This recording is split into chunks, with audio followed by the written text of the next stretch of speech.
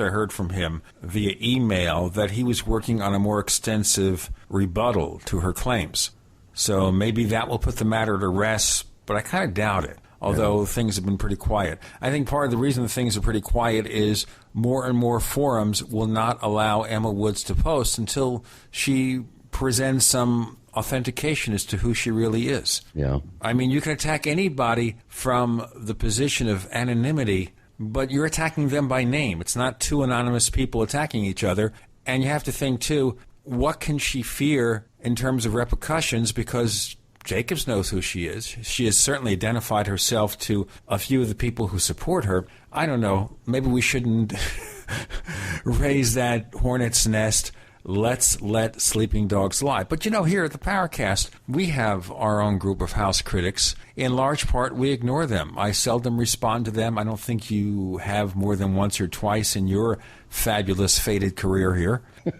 I do try to stay above the fray. I try to chip in my 2 cents wherever I think it might be appropriate, and maybe give people a little extra, angle to look at a particular topic or issue. But this whole idea of hiding behind avatars and anonymous names, I've always had a problem with it. Of course, you and I, when we post, everybody knows who we are. But you get some of these people with these anonymous tags, and I think it emboldens them to get outside of themselves and be, I think, a little bit more strident than maybe they normally would. I can't recall who told me the story, but they were able to find out who a person was that was dogging them anonymously online, and they showed up at their house and freaked them out. I'd never go to that to those lengths, but it is, I'm willing to put my reputation, in my anonymity to rest and just be who I am, and I think more people out there should do that. And this whole excuse of, well, if my job found out I was posting on a UFO board, I'd get fired. I mean, that's just a convenient excuse. I think we're farther down the road than having to be too concerned about that, unless you're some, lead scientist at a national lab. Maybe then you'd have something to worry about. But for the most part, I don't think people really have that excuse to hang their anonymity on anymore. I think it's this whole subject is pretty much mainstream now, and we need to move forward, and everybody step up and claim their opinions and stand behind them as a real person instead of an anonymous avatar and tag. And of course, if you are a woman living in disability in New Zealand, do you think the paparazzi is going to basically fly across the ocean and seek you out? Oh yeah, definitely. Oh man, it's got to happen. Beating a path through the sheep herds to her door. Ah, well, that could be. Wasn't New Zealand? New Zealand's there's more sheep than humans, and I think, what's the saying? The men are men, the women are men, and the sheep are all nervous. Bad joke. I will not say anything because they claim I tell bad jokes, but the real truth is I don't tell jokes. Occasionally I'll throw one of these old disc jockey puns out, but I do not tell jokes. I want to tell you one thing very quickly about old stuff or an old story. Lately, I've been coming across old friends that I knew in the early stages of my radio career, such as a guy named Bob Kite, or R.J. Kite, who does now the announcing for some of our bumpers over on the Tech Night Owl Live. And some of you who notice or care about these things, you notice on our theme song we have a new voice there. But he's somebody I've known for many years, Bob Zanotti, who actually ran a paranormal radio show on a college station in New Jersey years ago. I was a guest on the show, and now after all these years, I guess he sought us out, and he graciously agreed to do those introductions for the show. Bob Zanotti. He lent us his manly voice. He did indeed, and he's a professional voiceover artist, as you can tell from the quality of what he does. But he also has a great collection of the old shows that he did featuring famous UFO personalities who are no longer here. And I'm kind of hoping that we'll get together with Bob in the very near future and get some of this stuff back on the air. I guess he has to digitize the old cassettes and reel-to-reel tape files or something. We'll get him on the air. You'll hear people like August C. Roberts, Dominic Lucchesi, and other people no longer with us, forgotten figures in the UFO field, and perhaps they had very fascinating things to say. We're also hoping to put together a show on Long John Nebel. Now, his shows go back to the 50s. I don't know if there's any copyright or heirs to Long John who might object if we ran segments on the air. We'll have to check about permissions. But I'd love to do that because I think a lot of fascinating things happen there. And maybe listeners then can judge fairly whether or not we've learned anything about paranormal investigations, specifically UFO investigations. In any case, Chris, you set up this week's show, and it's all about a book. And let me give you the name of the book, and then you can explain what this is going about. It's called How the Hippies Saved Physics, Science, Counterculture, and the Quantum Revival. Well, what the heck is that about? Well, it's a long story, and I'm sure David Kaiser is going to give us a really good, entertaining overview of this wonderful saga that's been going on, still going on actually to this day. But in the early 70s, there were a group of, shall we say, alternative thinking physicists, Jack Sarfati, Nick Herbert, Paul Sarag, Fred Alan Wolf. There was a whole group of these guys that were real radical sort of new thinking physicists, quantum physicists, and they loosely formed a group called the the fundamental physics group. Of course, fundamental and physics are misspelled with F's instead of PH's and stuff, and they were rumored to imbibe in quite a wide assortment of psychedelics, as was the custom at the time. And there's some question. This is one thing I want to bring up with Kaiser is, what role did the psychedelics play in these in their thinking? Because they came up with some radical ideas, including faster than light communication, and subspace. The book is fascinating. Yeah, that's going to be David Kaiser coming up next on the Paracast.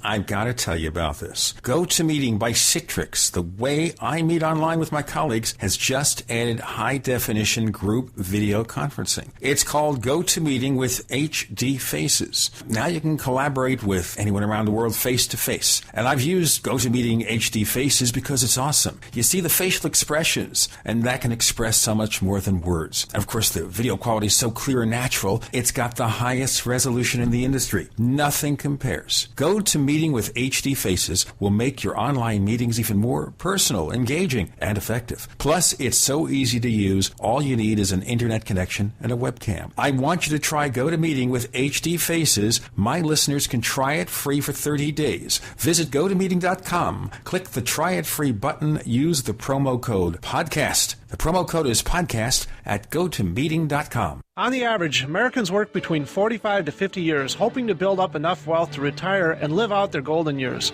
Unfortunately, with taxation, the rising cost of food, energy, housing, and medical, many retirees are forced to live below the poverty line. Is this a flaw free enterprise, or is our monetary unit we call the Federal Reserve Note forcing us into perpetual debt, ensuring inflation and higher taxes? These questions and more can be answered by reading G. Edward Griffin's book, The Creature from Jekyll Island. Congressman Ron Paul states it's what every American needs to know about central bank power. A gripping adventure into the secret world of international banking cartel.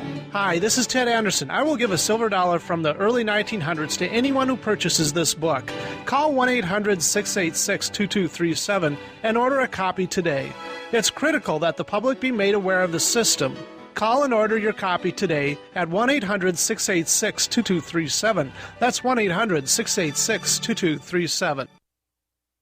Are you tired of spending money for metal canning lids year after year? Then stop. Stop buying metal lids and get Tatler reusable canning lids. Made of USDA and FDA-approved food-grade plastic, Tatler canning lids let you safely store emergency preparedness foods for years. Traditional metal lids are single-use throwaways that contain BPA, but Tatler canning lids are indefinitely reusable and guaranteed to last a lifetime when used as designed for home canning and contain no BPA. Tatler lids are dishwasher safe, perfect for standard pressure or water bath canning, eliminate food spoilage from acid corrosion, fit standard mason jars, and are proudly made in the USA. Place orders by phone at 877-747-2793 or go to reusablecanninglids.com. That's 1-877-747-2793 or go to reusablecanninglids.com. That's reusablecanninglids.com. Tatler Reusable Canning Lids, the original since 1976. If you're concerned about radiation poisoning from Japan in the air, water, or food and can't find potassium iodide, go to RestoreYourHealthNow.com and choose Liquid Zeolite. Liquid Zeolite is hands down the best product to remove radiation from your body and safely removes toxins, heavy metals, boosts energy levels, and promotes a strong immune system. For fatigue, muscle weakness, headaches, memory loss, influenza, joint pain, or toxic radiation poisoning, use Liquid Zeolite from RestoreYourHealthNow.com. Liquid Zeolite is so powerful it was used to clean up contamination in Chernobyl, yet so gentle you won't even know you're taking it. Liquid Zeolite comes with a money-back guarantee, but is only available at RestoreYourHealthNow.com. Learn how to get free bottles of Liquid Zeolite at RestoreYourHealthNow.com. That's RestoreYourHealthNow.com, or call 800-880-9976. Call 800-880-9976 today and learn how to get free bottles of Liquid Zeolite. America's #1 source for independent talk radio for over a decade. We are the GCN Radio Network. We want to hear from you. If you have a comment or question about the Paracast, send it to news@theparacast.com. That's news@theparacast.com. And don't forget to visit our famous Paracast community forums at forum.theparacast.com. Get in on all the action at forum.theparacast.com. Hey, we're back at the Paracast with Gene and Chris, and it's my pleasure to announce and introduce to the audience our today's guest, which is David Kaiser. He's an MIT graduate, and he's written a very provocative book that I read a review of the book, and David, I just instantly knew that we should get you on the show and talk about this. It's a little bit outside of our normal purview, which is the paranormal. But when you look at people like Jack Sarfati and Nick Herbert, these guys are they're pretty paranormal in their own way. So I thought that this would be a good opportunity to open up our subject matter on the show and get you on.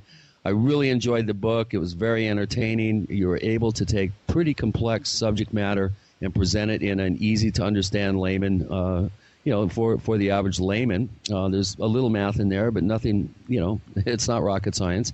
Just the whole way that you were able to present this wonderful process that these gentlemen went through, these scientists went through, and are still going through to some extent. We'll talk about that, I'm sure, later on in the show, what some of these gentlemen are up to. But why don't you give us a little background on yourself and tell us, a little bit about yourself, but also how you became involved in writing this book, How the Hippies Saved Physics. Sure, I'd be glad to. I should start off with just a quick correction. Actually, I'm not an MIT graduate, but I do teach there now, so I'm trying to make more MIT graduates. But anyway, My bad. I want to ask you a fast question then. We have a controversy in the paranormal field about a guy named Philip Imbrogno who claims he went to MIT. Did you ever hear of him? I haven't, but that's not conclusive either way. Well, they haven't either. That's the problem. Go ahead, please. I see. Okay. So I was just going to say that, right now I am a professor at MIT. I teach both in the program in science, technology, and society, and also in the Department of Physics. And I came to this topic, the way the book really got started was, as a kid, as a high school kid, I was an avid reader, popular science books. I wanted to read everything I could get my hands on about modern physics. And among the many, paperbacks that I got really excited about as a kid, one was Fritjof Capra's book, The Tao of Physics. That book is probably well known to many of your listeners. Runaway, amazing, international blockbuster bestseller these days. It turns out that's not how it started out, but that's certainly where it is today. And so I read that book as a kid, and to be honest, I wasn't all that excited or really into the kind of Eastern spirituality side, but I was really enamored of his explanations, his introduction to ideas from relativity, from quantum theory, and that book really, really stuck with me. When I got to college, I got really excited about the notion of Bell's theorem and quantum entanglement. I'm sure we'll talk about it in some detail later on, but that was the sort of quantum weirdness, the notion that quantum theory is painting a picture for us of the world that just seems so out of whack with our intuitions and with what we're used to. That was really captivating. I mean, that really grabbed me. And then in grad school, I was working on my physics dissertation. I had the opportunity to do a benchtop experiment on entanglement on Bell's theorem. It turns out the very first version of that experiment was done by a physicist named John Clauser. And when I did a little more digging, it turns out Clauser had done that experiment in Berkeley in the 70s. Fritjof Capra, who wrote The Tao of Physics, was also in Berkeley in the 70s around that same time. And in fact, they knew each other. They were both members of this this little weird kind of eccentric ragtag group. They call themselves the Fundamental Physics Group, and that's the group that I really focus on for this book. So in hindsight, there are many kind of arrows along the way that led me to this group and to try to write that book. Well, first of all, Bell's theorem really does play an important, it's a pivotal subject in the book and in these scientists' process. Why don't you give us kind of a layman's thumbnail sketch of what Bell's theorem is so our listeners can understand how these guys were so excited and inspired to work in this realm? Sure. Bell's theorem is one of these quintessential examples of just quantum weirdness. It's on a level with Schrodinger's cat, or you name your favorite weird thought experiment. So Bell's theorem is named for physicist John Bell. He published it in a really totally obscure journal in 1964. Got completely ignored by physicists for a long time. But the group in Berkeley that I write about, they were among the earliest to really pick up on this and get excited. So Bell's theorem seems to suggest that quantum particles that have interacted at some point in the past in all kinds of actually pretty mundane ways, nothing fancy about it, that they can retain a kind of connection with each other, even if those particles have moved arbitrarily far apart. So what it seems to imply is if we sort of tickle a particle here, we make some measurement on an electron, completely mundane, straightforward thing, it should make its partner particle dance instantaneously, even if that particle is, a galaxy away. It boggles the mind that these two things which are no longer in contact with each other, they stopped interacting long ago, and yet they can retain this almost like a kind of telepathic style link. At least that's when people struggle to put those equations into words, they come up with words like that. There's a weird connection between them that is really not like what we would see around us, at least in the ordinary world. So Bell's theorem is one of these examples where the quantum world can just depart really quite radically from our expectations. So this is really a Bell rock sort of foundation to quantum entanglement, I think would be the term. In fact, that's right. That's basically synonymous. Bell's theorem nowadays is often known as quantum entanglement or non-locality. These are all basically pointing to the same idea. Well, what about it? I mean, let's start kind of at the beginning. Why don't you give us a sense of who these the fundamental physics groups were, who the individuals were, and kind of let's set the stage a little bit about the times around that the Bay Area. These are wild and woolly times, and these guys, I don't think. I think it's safe to say that they were quite psychedelically aware. I'm sure they were doing psychedelics like most people of their age at that time. Why don't you give us a sense of how this group got together, the struggles that they had in the beginning of their process, and sort of give us a sense of the landscape there. Sure. Yeah. The group that they formed, they call themselves, it's a very playful title, the Fundamental Physics Group. They spelled physics with an F. They're clearly having a good time. And it really had a core of maybe 8 or 10 members. The group the weekly meetings would grow or contract. It could be as many as 40 or 50, but there were really about 8 or 10 of them who kind of saw it through every week for about almost 4 years. So it was a long-running, informal but long-running group. And like you say, these were basically folks who were largely down on their luck at the time. They had, almost all of them had completed PhDs in physics from some of the nation's most elite, premier graduate programs. These were incredibly well-trained, smart physicists, places like Columbia and Stanford and Berkeley and Illinois and, you name it. But they had finished their training just when the bottom fell out of the physics profession. It was an incredibly hard time to get anything like a kind of standard job in physics in the early 70s. At one point in 1971, for example, there were more than 1,000 young physicists registered looking for jobs and 50 jobs on offer, 1,000 to 50. I mean, we're talking, the market had just fallen through the floor. A kind of speculative bubble had burst. It was like a Bernie Madoff kind of scheme, Before we go on, I wanted to just mention here, it seems like we're reliving that experience today because the bottom has fallen out. Today, you have people with advanced degrees today who are lucky to get employed at a fast food restaurant for one of the same reasons. Yeah. That's right. And so we've gone through these boom and bust cycles actually a few times in recent history, in the last few decades. I want to get into this as we progress through our segments of the show. Our guest is David Kaiser. Yes, he is a professor at MIT. You can find his name on their site. It's real. This time, we got somebody from MIT. The co-host is Chris O'Brien. I'm Gene Steinberg. You're in the Paracast.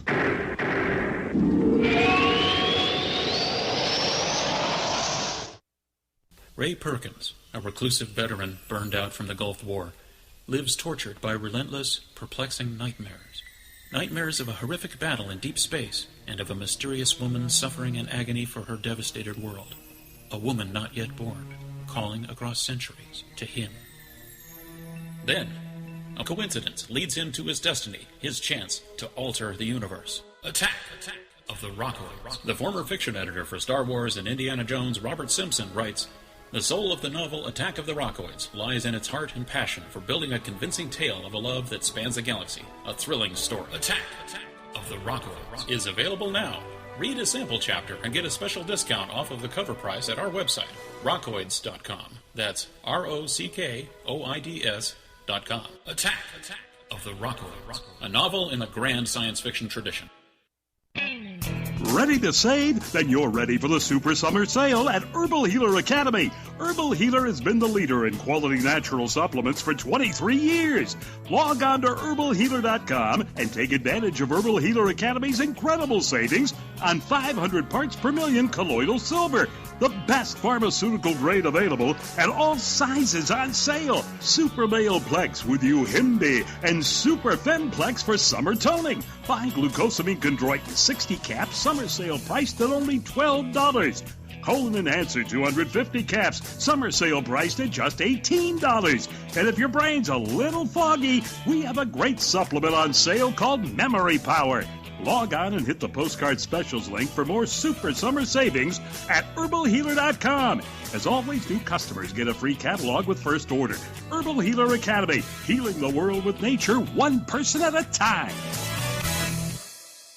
Before you throw away your used batteries, you need to listen to this. Now, going green can save money. Go green and save money by giving life to your used batteries by charging them with the Renaissance Charger. The Renaissance Charger uses a new revolutionary battery charging technology that effectively extends the life of new batteries and gives new life to used batteries. Invented by legendary audio genius John Bedini, this unique and patented charging system rejuvenates the electrochemical plate structure in the battery without additives, increasing capacity and maintaining cell integrity. Renaissance Charge offers a full line of products made in the USA for all types and sizes of batteries. Find out why our customers tell us the Renaissance Charger is the only battery charger they will ever use. Save your money. Save the environment. Visit us online at r-charge.com. That's r-charge.com, or call us at 208-772-4514. That's 208-772-4514. Be a part of the revolution today.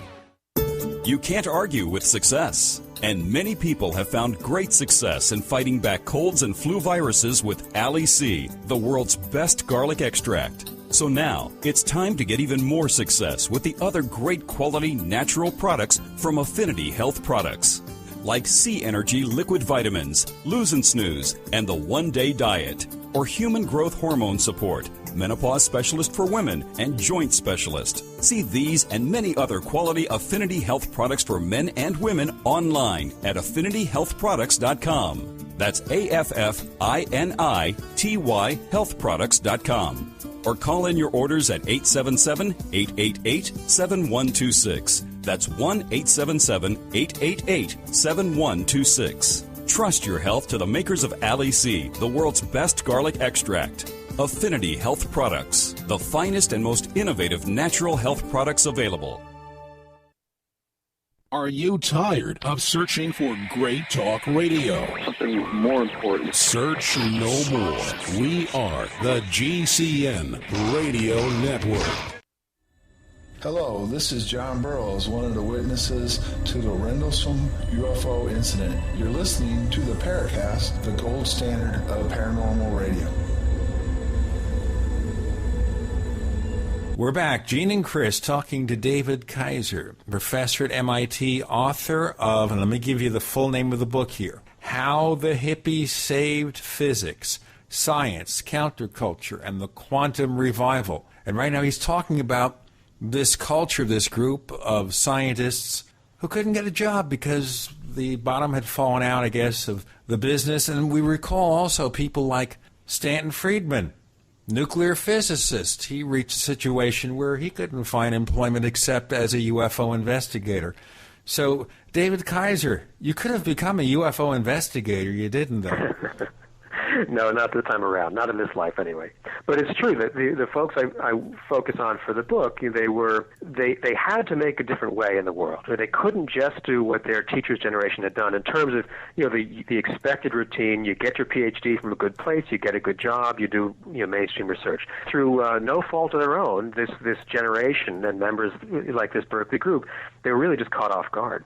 And so what amazed me about the story is they found each other through different ways. They kind of bumbled along, and the roads led them to Berkeley. I always joke, if it's 1973 and you got time in your hands, might as well go to Berkeley. It was a great, amazing place to be, as I'm sure we'll talk about. And once they got there, through different ways, different things that brought them there, they pretty quickly found each other, and they found kind of like-minded people who were incredibly passionate about modern physics, about what it might imply, about where it might lead, who had seen those questions really kind of denigrated in their formal training. So they were trained to be extremely good with their calculations. They could sling the equations around with the best of them, but they hadn't been encouraged, and in fact their coursework had really discouraged any of the kind of philosophical, interpretive, what does it all mean kind of stuff, And that's what this group was really hungry for. And they figured they had time on their hands. They weren't punching the clock anymore. They found each other. They had this kind of shared interest, and so they formed this very informal but very kind of spirited group, the Fundamental Physics Group, and they met together every Friday afternoon, and they'd arrange for some speakers. They'd have kind of brainstorming sessions, and sometimes they would truck on down, bring the whole show down to the Esalen Institute in Big Sur, California, about 150 miles south of San Francisco, right on the coast, breathtakingly beautiful setting. And Esalen, as I'm sure you know, was famous even at the time for a kind of incubator of the New Age, right? All things New Age or occult, whether it was Eastern mysticism or psychedelic drugs or yoga, which once seemed very radical, vegetarianism, things that, some of which now seem actually pretty straightforward. And it turns out the single longest running seminar series in Esalen's history was actually on quantum mechanics and the nature of reality. These physicists that I wrote about were organizing every year for the better part of 2 decades. Was hot stuff at Esalen around the hot tubs and all the rest. So these folks were carving out a kind of parallel universe for themselves to pursue these questions that had really fallen out of favor or fallen out of the curriculum for mainstream physics. So why don't you give us a sense of some of the early thinking that they bounced around with each other, and some of the early attempts at creating hypotheses and then doing the work that it would take to prove them and get published? Sure. So, one of the things that really mesmerized the members of the group was Bell's theorem. We were just talking about a moment ago, this notion of quantum entanglement of particles that could be separated in space but still share this kind of instant connection. And they were among the earliest physicists anywhere in the world to take that seriously. They weren't the only ones, but they were, we might say, the early adopters. Go back and look at who published articles on Bell's theorem during the first 15 years after Bell's original publication, and they're dominated by members of this group. So not exclusive, but clearly, in the game early. And these folks were worried about entanglement, about non-locality, about how quantum theory violates our ordinary experience. But they also, some of them, were also curious about, would this help explain other kind of strange phenomena around them? And this is where I think it matters a great deal that they were sitting in the Bay Area in the 70s as a lot of stuff was getting attention and kind of in the air. And one topic was, for example, Uri Geller, the Israeli performer, who then began to claim that he had genuine psychic abilities. He was whisked to the United States for careful scientific study. One of the first places he went to or was brought to was in the Bay Area, the Stanford Research Institute, or SRI. It was a defense contractor laboratory that had only recently been spun off from Stanford University. So ordinarily they did, tests for the Pentagon or some private industry. And all of a sudden there was a group at SRI, again, sort of with time on their hands during this low point in the physics profession, and they began studying people like Geller and, in fact, many other people to see if they had, mind-reading abilities. Did they actually come to any conclusions, positive or negative, about these alleged abilities? This is very important. They did. They came to the conclusions. They didn't sway everyone who tried to listen to them, but they were convinced. These are physicists Hal Puthoff and Russell Targ, and in fact, there's a whole group there at one point.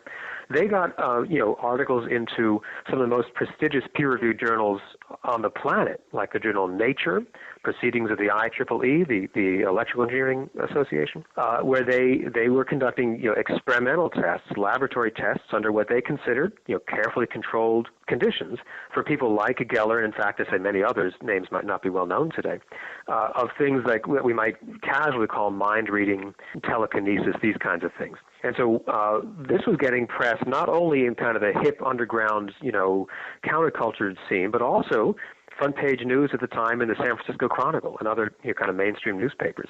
And so these physicists that I wrote about who were in Berkeley, some of them were reading about this stuff. They got incredibly excited.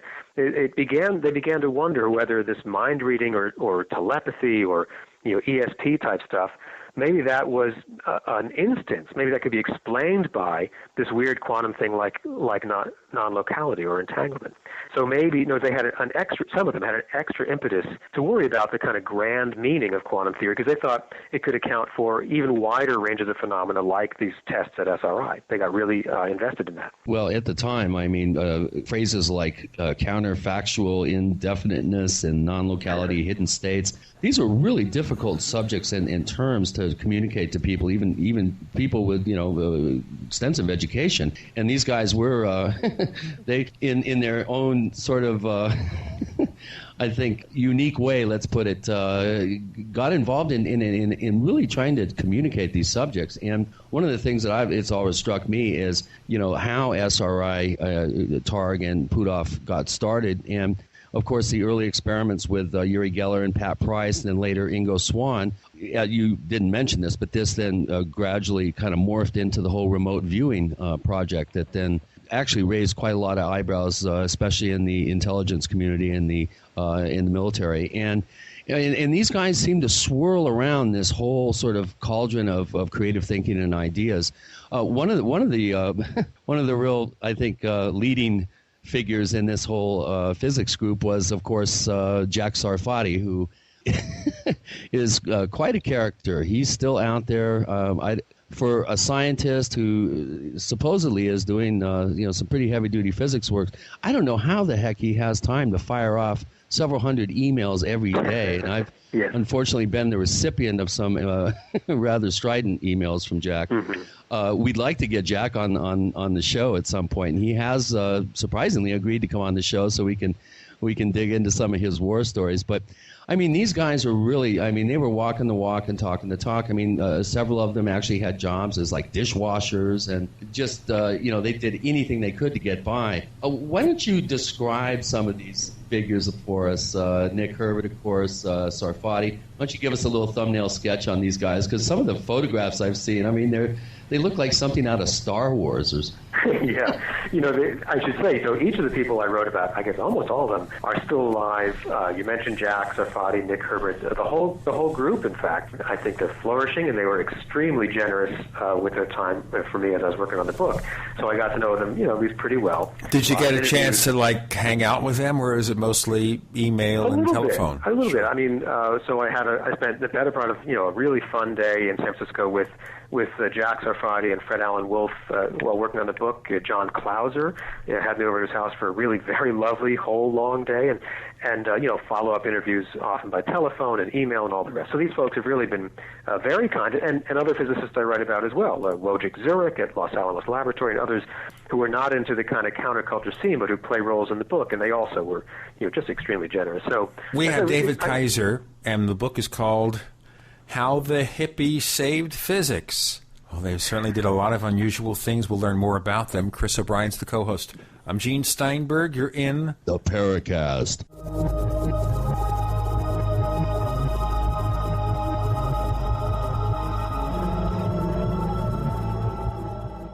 So here's what happened. I was placing an order online. The site went down. It just stopped responding. It took hours before it returned, but I'd already placed the order with another company. If your site goes down, you could lose business. And if you have a business or personal site, you'll want to know it's easy to run and it will stay online. At iWeb, your site is hosted on one of the most reliable networks in the world. Check it out. iWeb.com. That's iWeb.com. For 58 years, Fate has provided true reports of the strange and unknown. Fate brings you the latest in all aspects of the paranormal, like angels and miracles, psychic phenomena, ghosts, UFOs, and much, much more. To receive your complimentary Fate magazine, call now at 1-800-728-2730 or visit their website at www.fatemag.com. That's 1-800-728-2730. What are you waiting for? Your fate awaits. Local Army Navy surplus stores are hard to find these days, but not military issue supplies. They're right here online at mainmilitary.com. That's right, just like the state, M-A-I-N-E, military.com. We have everything for true total preparedness. Mainmilitary.com is not a typical website. It has much more than your old surplus store.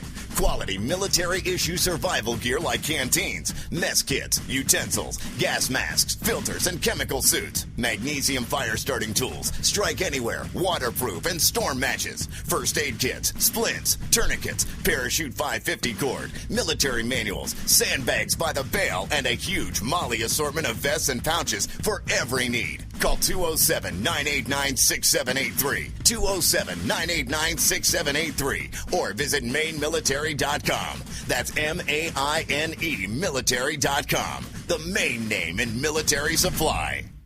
OpticsPlanet.com is where discerning gun owners and outdoorsmen go to gear up. Optics Planet has the best selection of rifle scopes, red dots, night vision, holsters, bags, and tactical gear on the planet, with always low prices, free shipping on most orders, and expert customer service. Go to OpticsPlanet.com/GCN to get a free gift with purchase. That's OpticsPlanet.com/GCN, or call 800-332-OPTICS, 800-332-6784. Hi, this is Ted Anderson. Have you ever wondered why banks, stockbrokers, investment advisors won't talk about gold IRAs? They've been available since 1986, yet the financial industry won't recognize the value of gold for your retirement. Gold has outperformed paper investments, yet no word about IRAs. If you would like to have gold for your retirement, call 800-686-2237. Don't get left behind by rising inflation and low returns. Call 800-686-2237. Secure your future and call 1-800-686-2237. Energy, energy, and more energy. We all need it. Get the energy you need quick through the powers of Wild Forest Extract. Wild chaga and birch bark are the secrets of the forest, used exclusively by Russian athletes. Wild chaga is the world's top source of superoxide dismutase, the critical enzyme that blocks the aging process. Chaga is good for your heart and even helps support healthy arteries. Wild birch extract is the top source of betulin, a natural sterol needed by every cell of the body. And healthy cells mean a healthy body and a more powerful you. No wonder it's known as a king of all herbs. Experience real energy and power like you've never dreamed possible. Take Chago Charge Tea with wild birch bark every day and Chagamax capsules to get the energy you need. You deserve it. Order today by calling 877-817-9829. 877-817-9829. That's 877-817-9829. These statements have not been evaluated by the Food and Drug Administration. These products are not intended to diagnose, treat, cure, or prevent any disease. The GCN Radio Network, providing the world with hard-hitting talk radio. GCN. Great talk radio starts here.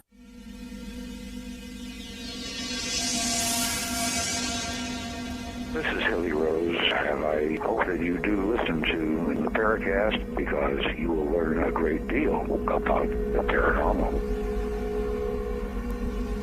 Chris O'Brien's the co-host. I'm Gene Steinberg. On the Paracast, David Kaiser, who's a professor at MIT, and is talking about a group of people who hung out together in San Francisco, the hippies, how the hippies saved physics. Now, the title, Saved Physics, is it because of the cutting-edge research they discussed?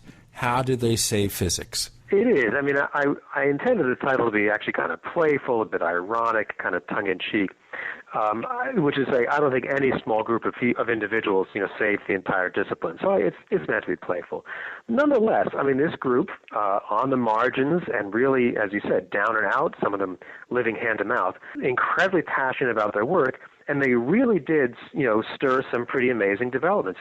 All the more amazing given their kind of, professional platform at the time. And so I don't think they saved all of physics, but they did a bunch of stuff that has had lasting value to this day. And when I started piecing those things together, I said, there's really a book here. And so we were starting to talk before, who are these characters? People like Nick Herbert and Jack Sarfati and Fred Allen Wolfe might be names known to some of your listeners. Elizabeth Rauscher was at the time a graduate student, a young mom raising her son, was just able to go back to finish her PhD when her child was old enough, to go to kindergarten. Really, not easy times. And she was subject to really quite horrible gender discrimination. Very, very few women physics students, even as recently as the 1970s. And so she didn't have an easy time of it. Saul Paul Sarag, who's an amazing fellow. He was basically, I honestly can't remember if he finished his undergraduate degree or not. He did not go on for graduate training, partly because he dropped out of Berkeley to go pursue theater. He was cast in the original Broadway production of Hair, if you can think back to that. Couldn't scrounge up the cash to meet the actor's equity fee, went back to Berkeley to study more physics. I mean, these are amazing people and pretty cool characters. And Saul Paul, through basically self-study, managed to publish several physics articles in, again, the most prestigious peer-reviewed journals in the land. So these people combined an amazing passion for quantum theory and its kind of weirdnesses with an interest in all the kind of buzzing, blooming, occult, New Age stuff that was getting especially a lot of play in San Francisco and the Bay Area in the 70s. And they were playful. They didn't take themselves too seriously at times. And it's pretty amazing bunch. Well, to have seminars at Esalen naked in hot tubs, that's just kind of wacky. Just listening to me say that. But one of the things that you really you spend a bit of time in the book talking about Nick Herbert and Jack Sarfati's attempt at faster than light communication. And this was fascinating to me because basically what they were trying to do is take the principles that Bell laid out in his theorem and take non-locality and actually utilize it as an approach to faster than light communication.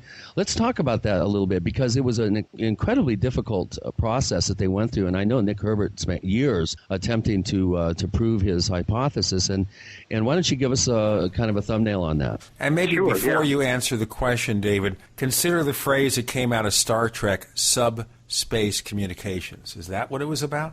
Subspace. I'm not sure what that would be, actually. I'm not sure. That was the concept in the Star Trek universe. In the Star Trek universe in the 1960s, how did they communicate with people light years away? Well, of course, they didn't have to explain it. It was all subspace.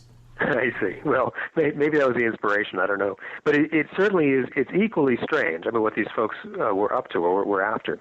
And so, I mean, just to pause for a second and say, faster than light communication, what that really would imply, if one could make it work, would be receiving a message before it was sent. We're talking about all the causal paradoxes, all the kind of troubles with relativity that would imply. And so what certain members of this Berkeley group, especially at the time, Jack Sarfati and Nick Herbert, they were really intrigued by the possibility, which is to say, Bell's theorem, this incredibly beautiful result from quantum theory, not getting much attention yet, except from folks like the ones I write about. It seemed watertight. In fact, the group member John Clauser had done the very first laboratory tests. It proved that this entanglement seemed to be a real thing. It wasn't just, flights of fancy. And it implied this instantaneous, faster-than-light connection between two particles. And that seems really to sit poorly with the other great pillar of modern physics, Einstein's relativity, which seems to put an absolute speed limit, an upper limit on how fast anything like information or force or anything else could travel. So here you have the great smackdown of modern physics, right? Is quantum theory going to be incompatible with relativity, or will there be some unusual and kind of hidden union between them? And that's the kind of thing that these folks were after. People like Nick Herbert and Jack Sarfati. And so they came up with increasingly really quite ingenious designs, so thought experiments for devices that maybe really could use quantum theory to basically violate relativity, to send messages before they could be, or I should say, to receive messages before they were sent, to go faster than light. And so you're right, in the book I have a long chapter on the kind of cat and mouse game, as I think of it. The two of them would come up with, would hammer out a cool idea. It would often get hashed out first in these informal group discussions by the fundamental physics group. They'd put them down on paper. Jack even filed patent disclosure forms at one point, thought he could maybe patent a device.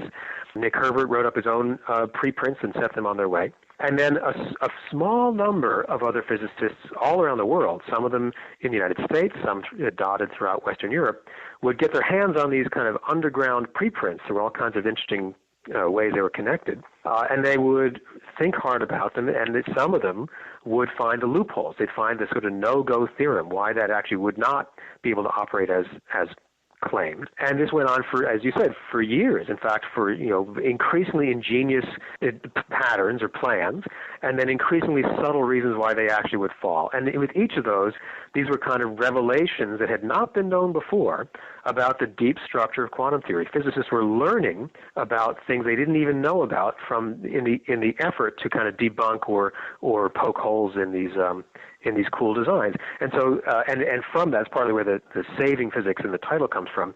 Out of that really quite playful, spirited back and forth came some absolutely critical insights into physics that are at the sort of page one of our textbooks today.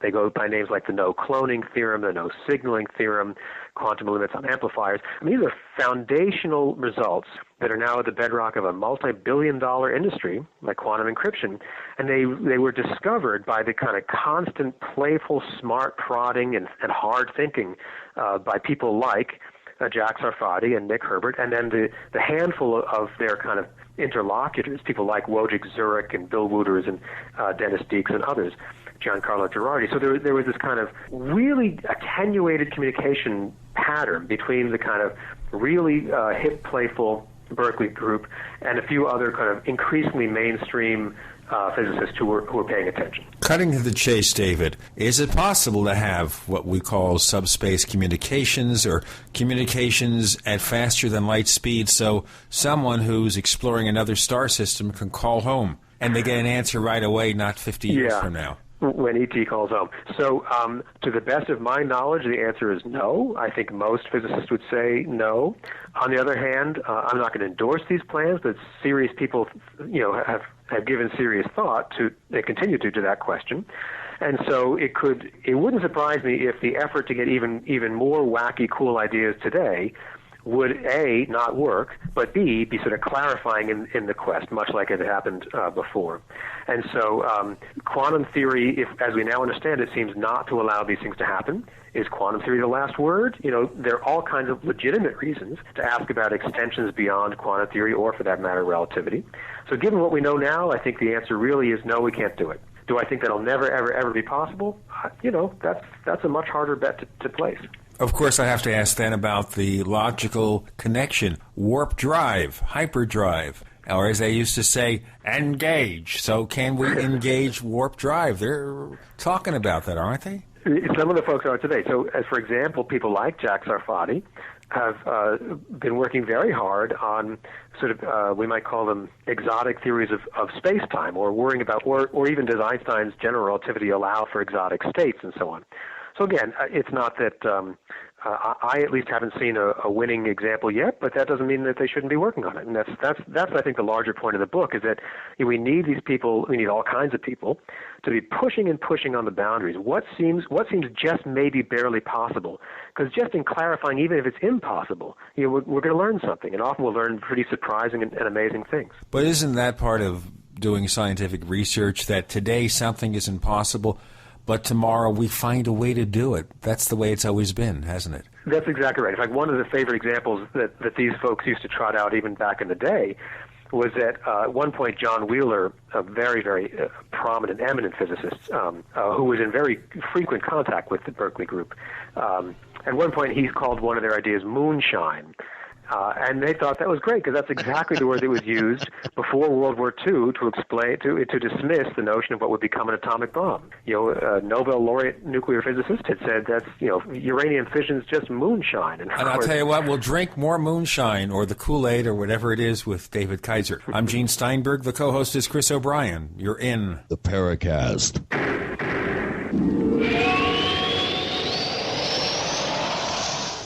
Hi, this is Ted Anderson. If you'd like to listen to GCN programs on the go, I have great news. GCN has created a Droid and iPhone application, and it's free. Just as easy as going to GCNlive.com, click on the banner, and download. Before you know it, you'll be listening to your favorite hard-hitting GCN shows, live or on demand, right on your Droid or iPhone, 24/7 and on the go. So download the Droid and iPhone app free by clicking on the banner at GCNlive.com. Thanks again for listening to GCNlive.com. Again, that's GCNlive.com. We the people grow cotton, weave fabric, engrave ink, embed strips and and fibers to protect from counterfeit, then carting to a private bank, having it lent back at interest, forcing taxes to service debt. This capitalism, or was Jefferson correct when stating a central bank issuing the public currency is a greater menace to the liberties of the people than a standing army? Ted Anderson, I'm placing a free silver dollar in a book that explains our monetary system. Call for your copy, 800-686-2237. It's time to understand the system. Call 800-686-2237. That's 800-686-2237.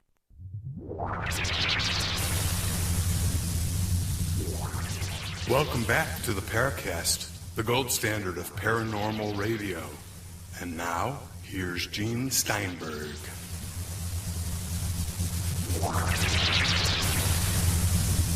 We continue amazingly, even though it seems like only 30, 40 minutes have passed. We are in the second hour of the Paracast with David Kaiser.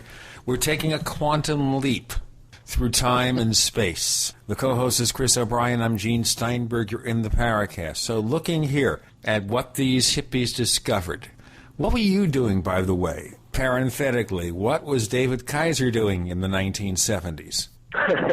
Mostly watching Saturday morning cartoons. I was a pretty young kid. So, I joke in the book, I guess in the acknowledgments, I say my memories of the 70s are hazy, but not because they were clouded, by psychedelics, because I was, like a toddler. So I was slowly, trying to learn about the world, but in a different way than the folks I write about. So I guess if you remember the 70s, you're either too young or had spent too much time in the 60s. An interesting little side note here is Jack Sarfati is going to be at the DARPA NASA Star Drive Symposium in October, and I believe he's going to be presenting some sort of paper addressing his concept of negative energy-powered starships. So he's still Mr. Outrageous. He's still out there pushing the envelope. So kind of keep your eyes open, listeners, for word on on his paper, and if we can get him on the show, he's agreed to get on. We'll maybe get into that a little bit. The whole concept of negative energy, to me, I mean, I guess your average New Ager would cringe, thinking, "Oh my God, negative energy powering the starship." So, by the way, is that antimatter? Negative energy? No, it's not. Okay. It's different. We can't build dilithium crystals. On my arm.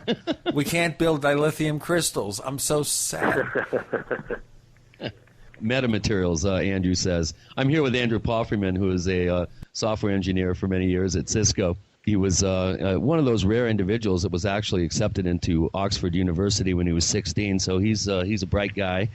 And he's busy writing down up a couple of questions and comments as he's listening to us do the show here. We should bring him on for a few minutes. I'll see if I can twist his arm and get him on here. But he's been working for over 12 years with on the Woodward effect. Are you familiar with that at all, David? The Machian general relativity and Mayor Millis's BPR number one choice. So I'm familiar with some of the work on Mach's principle and relativity and some efforts to explain the origin of inertia. I'm not familiar with the things you mentioned just now, though. Yeah, it's what's Woodward's first name, Andrew?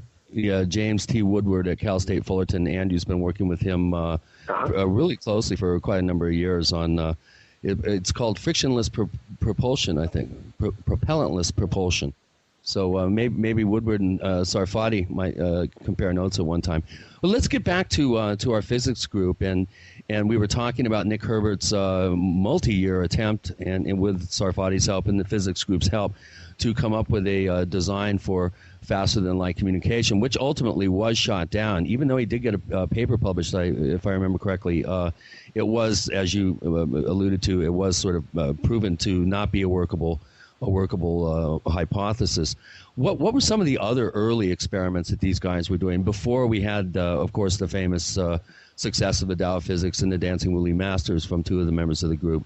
Why don't you kind of give us another sense of what some of the other areas that they were working in? One device they actually really did build, Nick Herbert built with another friend and colleague, they called a metaphase typewriter. This, again, was just a marvelous example of the kind of playfulness built on some real, earnest, serious thinking. And it was a delight to learn about. So part of what really intrigued these members of the group was this question of consciousness. That's a lot of what they were after.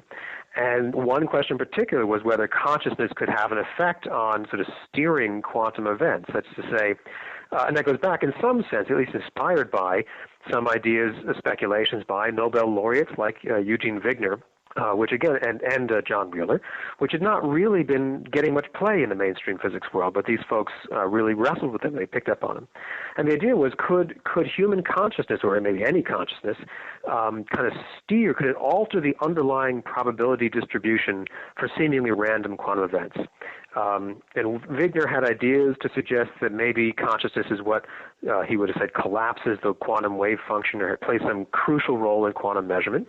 And that was, it's a legitimate thing to be asking about. And these folks were curious about that. And so Nick realized if it's really consciousness and not, say, brain chemistry in a physical, fleshy brain, then it needn't be restricted to the person sitting next to you. What if it could be spirits, from the other side, and so on? So basically, these guys wired up a pretty cool device in the 1970s for a kind of 1870s, phenomenon to worry about spiritualism, or getting using a kind of spirit medium to hear from spirits from beyond. So they did this, and they did it many times. And among my favorite examples, they had a big party on the centennial of the birth of Harry Houdini, famous magician, and they wanted to see if Houdini's spirit could somehow, the consciousness could steer the kind of probabilities for quantum events, in particular if it's, say, like the radioactive decay of a thallium sample. So each decay should be a random event, but with an average half-life. And so the question was, could a consciousness like, say, the spirit of Harry Houdini start, sort of speeding up or slowing down, changing from the average likelihood of given radioactive decay? And if so, could that be used to sort of rat-tat-tat out like a Morse code message? So they hooked this detector, Geiger counter, up to a teletype machine. And they got a paper from the National Security Agency on the letter frequencies in the English language, how common is the letter E, how often does it appear with the letter D, and so on. And so they wanted to do it really, very carefully and scientifically. And they wondered, could, when they hooked up this Geiger counter to the teletype, would they only get random noise, just jumbles of letters, or would there be intelligible messages in there? And they called that the metaphase typewriter. So that's an example of, among many, where these folks were, as Nick, I think, later recalled, it was at the very least a good excuse for a really good party. And there was a way to celebrate Harry Houdini, think hard about quantum theory and consciousness, and have a good time. So they were, I think that captures the spirit of the group. This was not a throwaway. I mean, they were worried about alternative explanations for the measurement problem in quantum theory, which is remains a huge, big deal problem, even for mainstream physicists.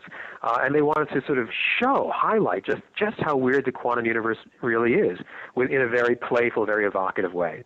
Well, what did Houdini have to say? Opinions differ. So Saul Paul Sirag, whom I mentioned earlier, wrote a really lovely kind of fictionalized account, a short story about the metaphase typewriter. It appeared in this magazine called Spit in the Ocean, which was at the time edited by Ken Casey, the Merry Pranksters. It was in a special issue edited by Timothy Leary. And so in Saul Paul's fictionalized account, they see this string of letters at the back that says basically, and in an infinite time, as if Harry Houdini was too frustrated. This was too slow a device to get his thoughts across. It's like when I try to text on my cell phone, it takes me an hour and a half. So I guess in the story, Houdini's spirit was saying, I'd love to chat with you fellows, but this is going to take too long. That was fictionalized. However, some people who were there claim that there was a string of characters that was recognizable in the midst, again, of kind of random noise or a jumble of letters. And that was the letters that would spell out by Jung, B-Y-J-U-N-G. And some claim that was just as a lab tech was walking by with a copy of the portable Jung, in her pocket. So, some of them will say, look, you see. Others will say, monkeys on typewriters will type out Shakespeare. That's just a random fluctuation. But, at the very least, they were going to explore the foundations of quantum theory and, like I say, have a good time. One question I have here, which is something we can explore as we continue with this episode, and we are going to have to do our break very shortly. The question I have here is, for regular, normal people, what technology did these people develop in the 70s that we could recognize today? I'm not talking necessarily about quantum entanglements, but things that people could buy in the store. Anything? Well, sure. And one technology was the popular book. I mean, some of these, the best-selling books of that generation were written by members of that group, like the Tao of Physics that I mentioned, like the Dancing Wooly Masters by Gary Zukav. Jack Sarfati and Fred Allen Wolf wrote one with their friend Bob Tobin. They really helped jumpstart the whole genre called Space, Time, and Beyond. And in fact, there were about a dozen of these books that came out. So that's one way that they were getting the message out literally into the hands of soon-to-be, hundreds of thousands, if not millions of people. I'll tell you what, I'm going to ask you more to flesh that out in our next segment with David Kaiser. The co-host is Chris O'Brien. I'm Gene Steinberg. You're in the Paracast.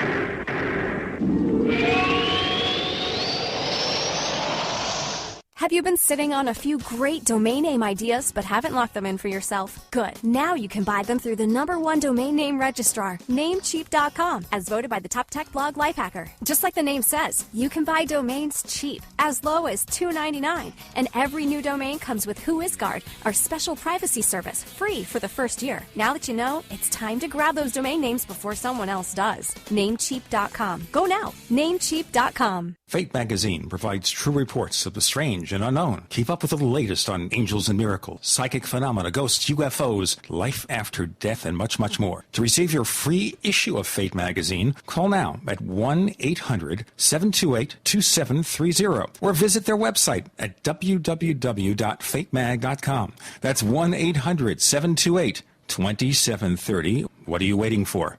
Your fate awaits. Again, the Congressional Budget Office sounds the alarm. This time warns of Greek-style U.S. debt crises. You heard me right. The GAO is drawing a parallel between the U.S. economy, its debt, and the current Greek economic meltdown. With the debt-to-GDP chart climbing into unfamiliar territory, the growing budget deficit will rise to unsupportable levels. Hi, this is Ted Anderson. The Federal Debt and Risk of Financial Crises document the CBO has published is a must-read for every American, covering the risk of continued deficit spending coupled with an aging population and the rising interest rates spell economic disaster. It's imperative that you get a copy of this document and study it for yourself. Call me today at 800-686-2237 and I'll send you a free copy. Again, call 800-686-2237 and ask for your copy of the CBO document. Once again, you need to read this government report. Call 800-686-2237.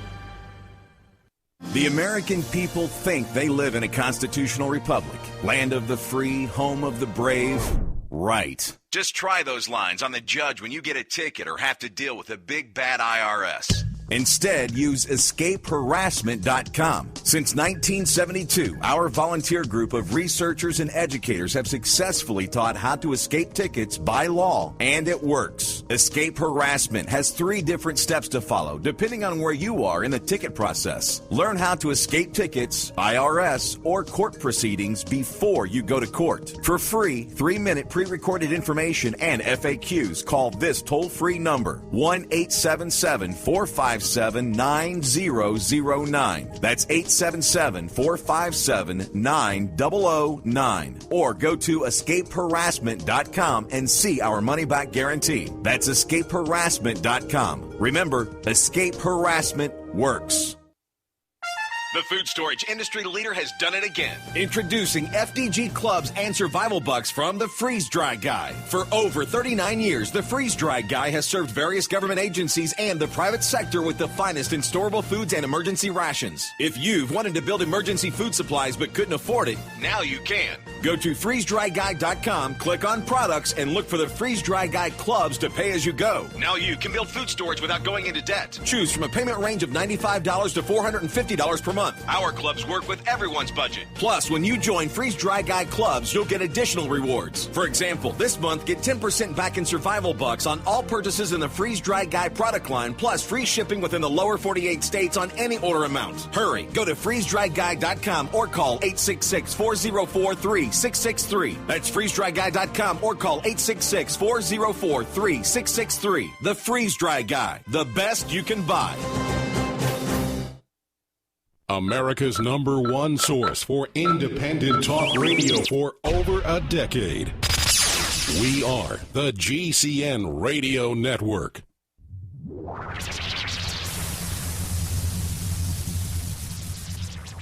We want to hear from you.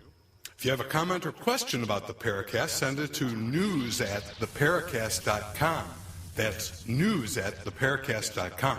And if you want to catch up on past episodes, we have hundreds of shows for you to download direct from theparacast.com.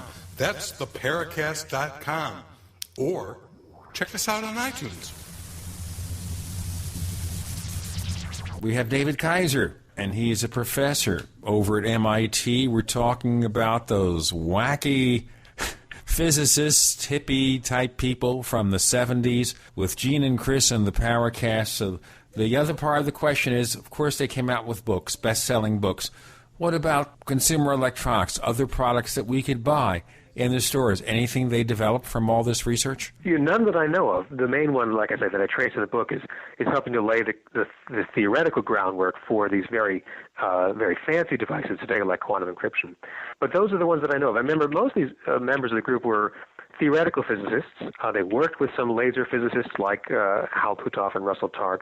But for the most part, they were theorists who worried about the kind of structure of the equations and what it might mean about the universe. And so their thoughts were going more to the, we might say, ethereal realm, Well, I have a question here. Now, we're talking about their influence and possible developments that were inspired by these guys. And you mentioned that perhaps the premier quantum mechanics researcher is Anton Zeilinger, who's an Austrian physicist. To what extent do you think modern cutting edge physicists were influenced by these guys? And do we see some sort of influence now in the modern physics world? Did they help loosen up the field a little bit, get people thinking more creatively, or what is their legacy really now in modern physics? So I think in the narrow, sort of tight focus, they do have a legacy in these very specific results that I mentioned before, like the no cloning theorem and no signaling and quantum limits to amplifiers. And those are technical developments that really are kind of bedrock for a whole flourishing field today. And again, it's not that the folks I write about uniquely found those things, but they really had a major hand in pushing that whole program forward, and often designing the devices in the debunking of which these insights would appear. So they were clearly there, and those I think are they're incredibly important developments that we just didn't know about before these folks got in the game. And then if we zoom out a little bit, these folks were the early adopters on Bell's theorem more broadly. I mean, they were the ones who said long before this was at all common for physicists to even pay any attention to, that quantum entanglement is baffling and probably really, really important. They, as I write in the book, they rescued that topic from a decade of obscurity. They forced it onto the agenda for at least a few other physicists in addition to their own. And so they helped kind of get it back into the mainstream or get a few people really excited about it. And then if we zoom out further, they wrote those books like I mentioned. They really inspired a whole genre of popular physics writing and getting a lot of this stuff out into the public, some of which, in fact, this really surprised me actually, some of which got used in formal physics classes in the classroom as a kind of proxy textbook before the regular old textbooks caught up with the new stuff about quantum theory like Bell's theorem. Books like the ones we mentioned written by these folks, or formal lesson plans that were published inspired by those books, by physicists who were talking with them pretty regularly, they had a kind of a direct pedagogical impact in the classroom that was important in the era before these sort of slow-moving textbooks could catch up. So we can sort of zoom out from a tight focus to get broader and broader. And again, it's not like these folks single-handedly changed the world. I don't think any small group ever does. But they were really having an impact. They have a legacy that if we know where to look for it, we can start seeing some of that signs of it even today. Now, one of the topics often discussed when we talk about the word quantum is quantum computing. Now, is this such a thing possible? We're all living in the world of ones and zeros, the digital world. Is this really the next stage of computing? I have a feeling it really is. It's not the area of physics that I work in directly. I have a number of colleagues who do. They're really smart, and they make a good case. And I think there is some. I mean, there are working prototypes of sort of low capacity compared to anyone's laptop on their desktop right now on their desk. But these things are taking advantage of this fundamental quantum property, things like superposition or indeed entanglement in Bell's theorem, that are being literally wired in from the start. And these folks can keep these things, they have to put them in cryogenic coolers, they have to treat them with great nimbleness so far. But nonetheless, they've built a few of these things as well as worked out incredibly complicated and sophisticated, theoretical descriptions. It's not something that I can buy at the Apple Store next year. Not yet. No, it's not. It's not going to be in the iPhone 5. Are these things practical? Do we see that 5-10 years from now, if we can figure how to get a handle on it and we don't have to live in cryogenic laboratories and stuff, that we can take this stuff and actually use it in products for space exploration and then ultimately the consumer world? Yeah, that's definitely the intention. And so again, I'm not an expert on the nitty-gritty of it these days, but I know that's certainly what's driving a lot of this excitement. Whether it's going to be 10 years from now or 20 or 50, I think it's certainly, odds are good it's going to be coming. Well, what direction is quantum physics going in right now? What are the exciting papers that are being published, and what's the buzz going around the field right now? I think there's a lot. I mean, by now, quantum physics is central to virtually everything that physicists want to work on. So there are different aspects of quantum theory, or it shows up as relevant in different ways. So whether it's nanotechnology, which is basically pushing single atoms around, that's clearly deeply involved in quantum theory, which was the subject for which quantum theory was first designed, for understanding single atoms or just a small number of atoms. So the entire, humongous elephant in the room of nanotech is basically putting quantum theory to work in one way. And you can go from there all the way to the opposite scale and look at quantum cosmology, closer to an area I actually work in physics. The excitement about string theory or trying to quantize general relativity, the excitement about the universe, the multiverse, are we one bubble among an infinitude? Those are all making, taking advantage of weird properties of quantum theory sort of in a different direction. So I think pretty much anywhere you look these days, quantum theory is going to be incredibly central, and its sort of inherent wackiness is coming to light. Well, we know in ufology, for instance, we do cover that subject quite extensively on our show. One of the things that you occasionally will hear is someone that does not buy in lock, stock, and barrel into an extraterrestrial hypothesis for what's behind the UFO phenomenon, and you hear buzzwords like that they're multidimensional. Is based on our knowledge right now, which is probably in a dimensional sense pretty limited, but do you think that there's a possibility that we may be visited by the denizens of some other dimension? Is that a possibility, you as a scientist? I wouldn't discount it as a possibility. I also wouldn't rate it as a very high possibility, but that's just could very well be my own limited imagination or knowledge. So we could unpack that. Think about doing like a Drake equation for the version you just described. What's the likelihood that the universe that we live in has extra spatial dimensions? The likelihood of that is actually, I would say, higher, better reasons to believe that now than even 20 or 30 years ago. So that's a pretty big change, or at least better reasons to worry about it, to think about it. It has very specific motivations that put it on the table now. And so if that increases the overall likelihood for the rest of your scenario, that's sort of how the science has to, it seems to me, would go along. And more importantly, if there are ways to get experimental observational input on, are there extra dimensions, how are they characterized? And, people are hoping they might catch some glimpse, it's a long shot, maybe catch a glimpse of something like that in the Large Hadron Collider that's now spinning up in CERN, or maybe by a different sort of mechanism might affect the very subtle bumps and wiggles in the cosmic microwave background radiation. I mean, that's a kind of cutting-edge research question to, are there extra dimensions, and if so, how do we understand them? And then what else might they imply? What do they open up? No, do you think that this is one of the more exciting periods? Chris, I got you the break. Dimensionally speaking, we have David Kaiser. Chris O'Brien's the co-host. I'm Gene Steinberg. You're in the Paracast.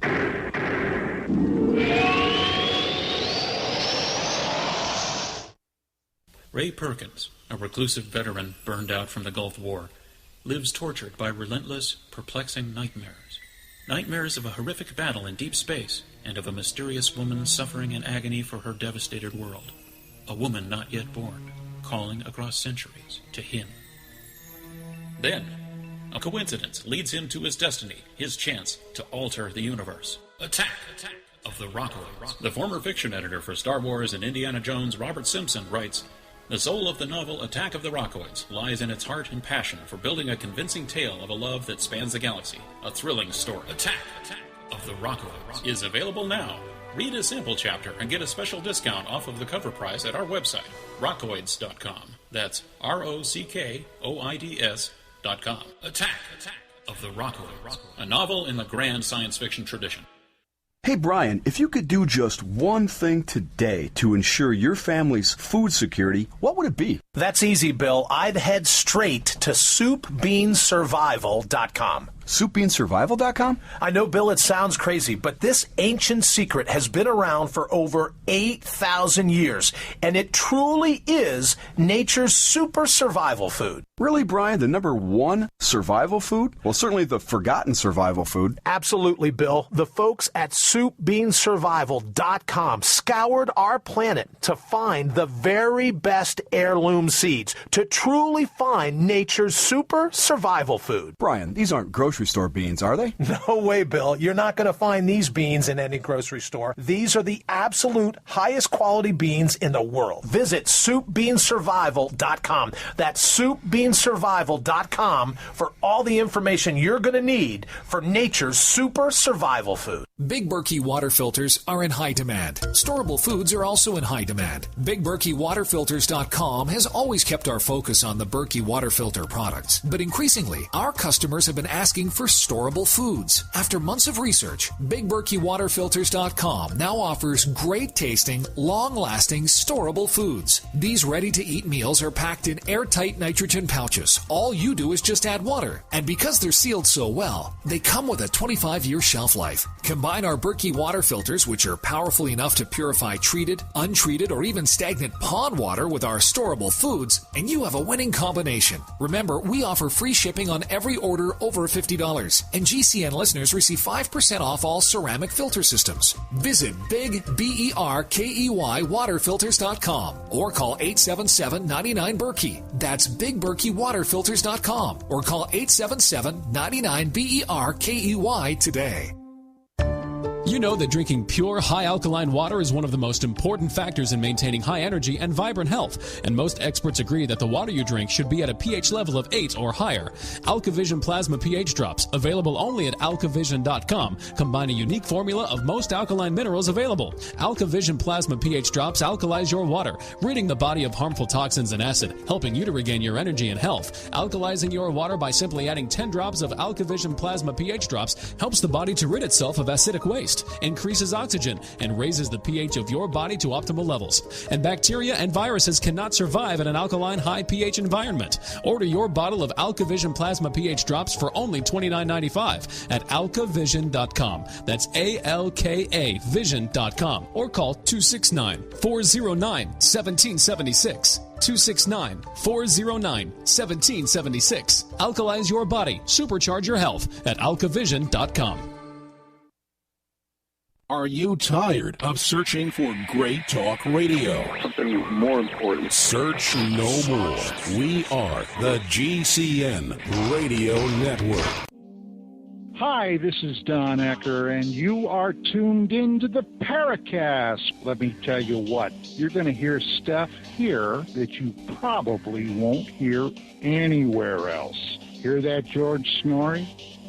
We're back with David Kaiser talking about, I guess, cutting-edge physics, quantum mechanics, all that stuff, that way out there stuff. With David Kaiser, I'm Gene Steinberg. The co-host is Chris O'Brien. Chris, before we did our break, you had started a question. Well, I've just been seeing so much in the news lately. Spokespeople like Michio Kaku is such a good writer, and there are other writers that, similar to the books in the early 70s that came out. In fact, that's where I first learned about quantum physics. It was in the Tao of Physics and the Dancing Moonly Masters. And there were several other books as well. People like Michio Kaku now, I think, they're so accessible, and they're elegantly able to relay such mind-boggling information to lay people.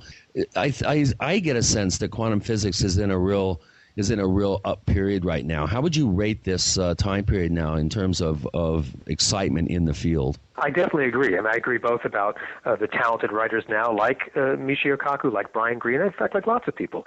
I think they are really good at that. And even when they're not trying to necessarily write engaging books for non-specialists, in their own offices, I think you're right. It is an exciting time. One of my colleagues at MIT is Max Tegmark, and he I think he'd share that sort of wild, giddy enthusiasm, or Seth Lloyd, or all these folks. And I think it's partly for the reason I said before. I mean, when we go to the hyper small to the mind-bogglingly large, in each direction we're getting sort of new insights into quantum theory. It's leading to new questions, and often to some really very fancy new experiments as well. So the subtitle for my book was The Quantum Revival. And I think that was really meant to say there's an exciting thing going on now, and I think a lot of physicists will feel that. Let me ask you a question that kind of arises from that. We're looking at all this cutting-edge science. How does organized religion handle all these developments, or can they? Well, I don't know. I mean, to be honest, it's not the area of my expertise. I think there might be different responses from different, traditions or religious communities. One thing I will say, like, take us off track, one thing that was interesting to me was seeing the rise of a kind of anti-Big Bang fervor from some corners of a kind of creationist or intelligent design science. So some folks seemed not very comfortable or very happy with the picture we have of a Big Bang inflationary cosmology, the sort of mainstream view of how the universe began. And so some of the folks who would otherwise be spending a lot of time critiquing Darwinian natural selection in biology classrooms, some of them have turned their sights onto the Big Bang. So that's one example. It's certainly not the only example of kind of religion or spirituality encountering these questions. Just to say that it's going to be a mixed bag, and I don't know who's giving the most serious thought to that. I haven't been. It's not where I would really be an expert. Was the impact to religion anything that they thought about when all those hippie scientists were getting together all those years ago? I see. Well, some more than others. So people like Fritjof Capra, I think, were really earnestly, genuinely interested in sort of the Eastern worldview, a very religious, spiritual worldview, Hinduism, Buddhism, Confucianism, and that whole Taoism and all the rest. And so Fritjof became a kind of devoted student of that. He was reading everything he could. He'd go to all the seminars in the Bay Area he could, and even when he left the Bay Area. So for some people, yes, I think religion, or at least some kind of spirituality, was absolutely central to that ongoing, evolving set of questions. I'm not sure it played the same role or had the same impact even for all members just of that tiny group, let alone for other folks, at the time. So for some of them, yeah, you can definitely see that was an important feature. Okay, so looking further at the impact, what about the fact that our space program has been cut down in a large way, especially at the end of the shuttle program? Does that hurt this kind of research? I don't know if it'll hurt in a direct way. I think it might hurt more in the sense of who's asking the big, weird, out-there questions and who's going to be inspired by amazing things. I don't think there was much of a budget spillover, at least none that I know of. I don't think we cash it out nickels and dimes from one appropriation line to another. But I think, the larger question of what's our place in the universe, what does it all mean, I think a lot of people for decades have found, deep, deep inspiration from the space program. And so we want to look at those, we might say, second-order effects, where there we might indeed see an impact. Now, what is your personal opinion about this? Do you think they went about it all wrong in cutting back on the space program? You kind of think that the promise that was realized with the moon landing in 1969, it was never really followed up in a huge way. It's a tough one. As a kid, I was completely enamored of the space program, and my walls were covered. My friends would have had, like rock star posters up, and I always had, astronaut and space shuttle posters up. So, I grew up with that stuff. I built model rockets, and I'm going to try to get my kids into that now. And so, I was definitely a kind of space junkie. And so it is pretty sad for me just personally to realize that, the last shuttle launch has now passed and so on. On the other hand, who knows? Maybe some other, exciting, cool thing will start to take its place. And so, when I put my historian's cap back on, even at the height of the Apollo program, there was a lot of concern in this country about budget priorities, not unlike today.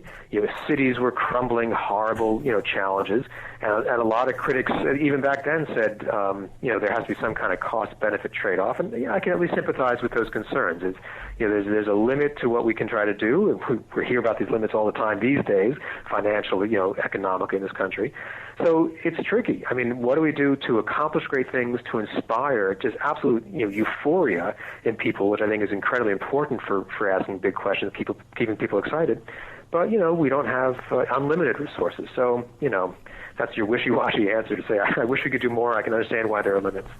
Another question here is, can we relate any of this research to the sources for new forms of energy? Running out of oil, high price of oil, looking at all the alternatives, electric cars, whatever. Is there anything in physics that we could look to, maybe an unlimited source of energy, free energy, whatever? Well, so that's an idea where it does get kicked around, I would say, sort of on the margins still. I'm not convinced of that. I'm not going to say that's definitely right or wrong, but I think most mainstream physicists are not, convinced by that. But again, that doesn't mean people shouldn't necessarily, keep pushing on it. So people often will. There are all kinds of, terms and jargon that will get, passed around in that. And again, I'll just say that I haven't seen enough yet to be convinced, but that could be my fault and not the fault of the folks, working on it. Now, looking at the crazy quilt stuff that we deal with on the Paracast, obviously you covered some of that with the investigations at universities of people who claim to have various extrasensory powers. Now, if E.T. is out there 50 light years from here, does he or she or it have to spend 50 years getting here? How do they come here, or do you think they have come here?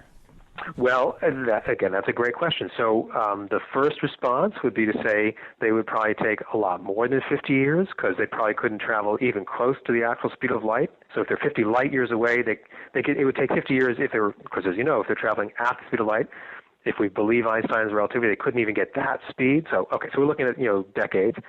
And then on the other hand, you can ask about space-time is really a pretty weird, fun thing to think about. And so if you take Einstein's general relativity seriously, could there be wormholes? Could there be non-trivial structures? Could there be topologies in space and time that we just aren't aware of yet that could be like the ultimate shortcut? And, lots of people, lots of straight-laced university professors have thought about that very hard, let alone other folks who find it inspiring and wacky and who might be more on the margins.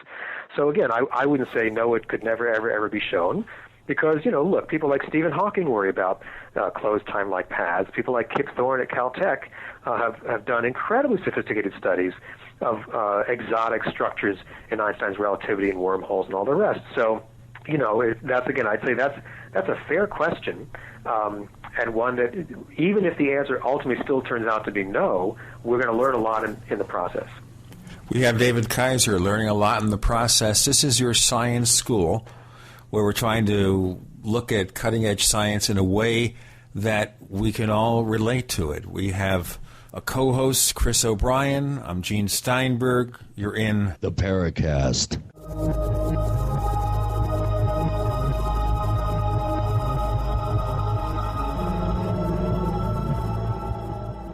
Graphic Converter is the image manipulation tool for the rest of us. It does not use any database. You get full control of all your files. Want to view the images of a folder? Drag it into Graphic Converter, and a powerful browser opens up to show your image files. You could use it for slideshows. You could use it to import images from digital cameras or from scanners. Need to do some image editing? You can do that too in Graphic Converter. Also print catalogs. Convert from so many formats I can't even list them. Download now to see if Graphic Converter is good for you, like 1.5 million other users. Guess what? You could save money when you buy Graphic Converter. Use the coupon code Night Owl. Use the coupon code Night Owl to get a special price for Graphic Converter. Go to lemkesoft.com. That's Lemke soft.com. Lemkesoft.com. Lemke soft.com. If you owe the IRS money you can't pay, then listen carefully, because you already know that the problem won't go away by itself. You can get help today from the leading tax expert in the country, Dan Pilla. Hi, I'm Dan Pilla. The IRS isn't going to just forget about you. Right now, the IRS is hiring thousands of tax collectors to go after delinquent accounts just like yours. That's why you need to take action today, and I can help. I take a simple but proven approach to solving your tax debt problem. First, I stabilize collections so you don't have to worry about wage and bank levies. Next, I build a detailed plan to get your debt reduced to the fullest extent possible, sometimes even eliminated. Finally, I work with you every step of the way to get your problem solved once and for all. So call now for a free consultation. Call 1-800-346-6829. Dan Pilla will solve your tax problem, guaranteed. He's helped thousands of people, and he can help you too. Call us today at 800-346-6829. That's 800-34-NO-TAX. If you drive for a living, you don't get paid to stop or wait in line. Keep your wheels moving with Pre-Pass. Bypass way stations, fly-by port of entry facilities. Stay moving at highway speed while the guy without Pre-Pass waits in line.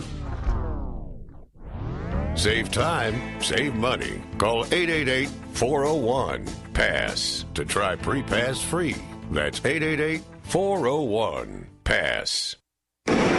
Hi, I'm Mark Craighead, founder of Crossbreed Holsters. I designed our top-selling holster, the Super Tuck Deluxe, to solve the problems of being poked, pinched, and gouged while carrying concealed. The Super Tuck Deluxe is the most comfortable, most concealable holster on the market today. We offer a 2-week free trial and a lifetime warranty. Visit us at crossbreedholsters.com. Don't forget, crossbreedholsters.com. Heart and Body Extract continues to receive positive testimonials from people who have experienced amazing results, like Reed. I just wanted to send you a quick but a very big thank you for Heart and Body Extract. I've been on the formula for nearly a month now, and the improvement in the circulation of my legs has been simply amazing. Reed was facing a tough choice. I was facing surgery due to the severity of the 100% blocked arteries in both my legs.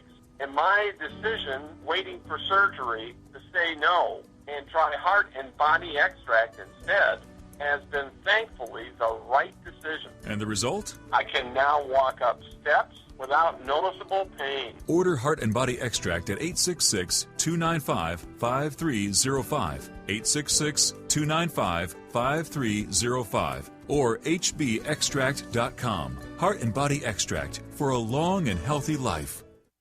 The GCN Radio Network, providing the world with hard-hitting talk radio. GCN. Great talk radio starts here. Hi, this is nuclear physicist lecturer Stanton Friedman. You are listening to the Paracast, the gold standard of paranormal radio. We continue with David Kaiser discussing cutting-edge science with Gene and Chris on the Paracast. We're trying to keep up with him, okay? Because I didn't go to MIT. I didn't pretend to go at MIT. I've read the science literature, but, we're trying to keep it at a sensible level. Okay, David Kaiser, the other question is, we're involved in all these things that impact space and time. So can we travel to the future? Can we travel to the past? Can we take that quantum leap, as they say on the TV show? Well, look, we can certainly travel to the future, which is just by sitting still and letting the clock tick by.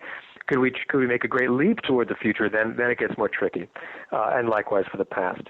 So, again, I'd say the mainstream consensus seems to be no, or at least not yet. And yet, relativity continues to surprise us. And so I wouldn't want to say never, ever, never under those circumstances. I'd say I haven't seen it yet.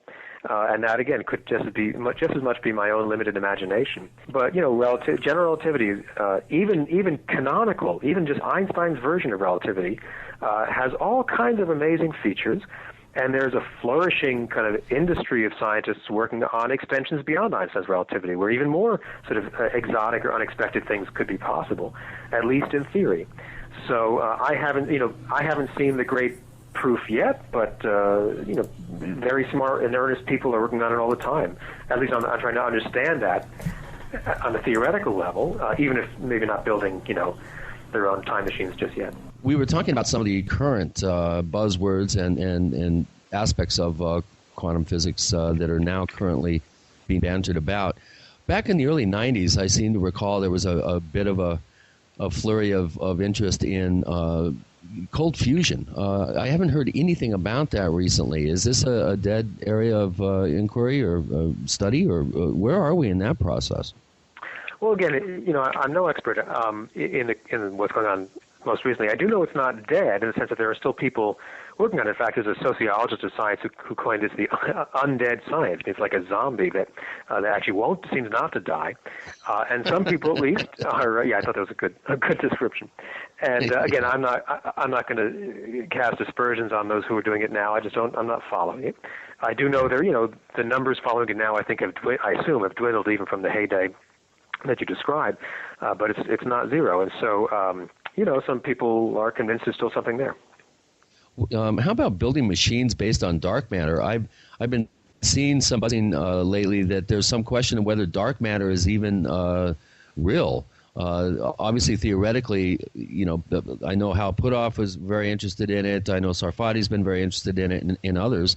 But what is this current this new development in there where now the whole concept is being questioned? Well, so I'm not sure the specifics that you're referring to. I do know in general there have been a lot of efforts.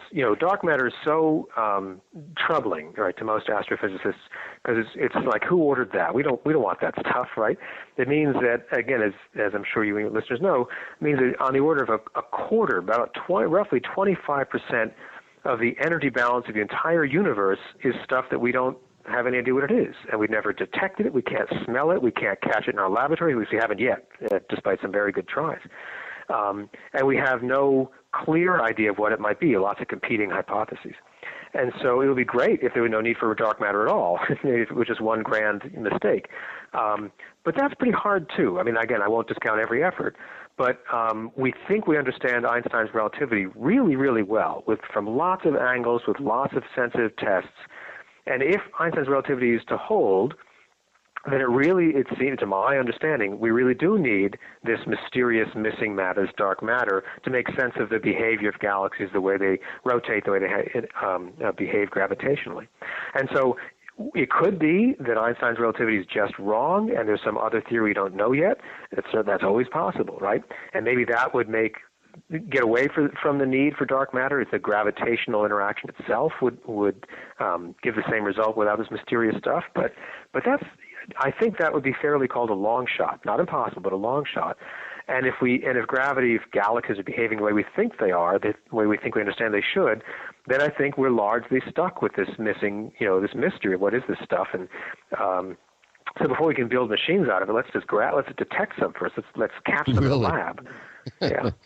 And then you can play with it. First, you got to prove, kind of figure out what exactly it is, because that's a heck of a lot of. The universe is pretty big place, and 25% of it just still being an unknown is that must perplex a lot of people.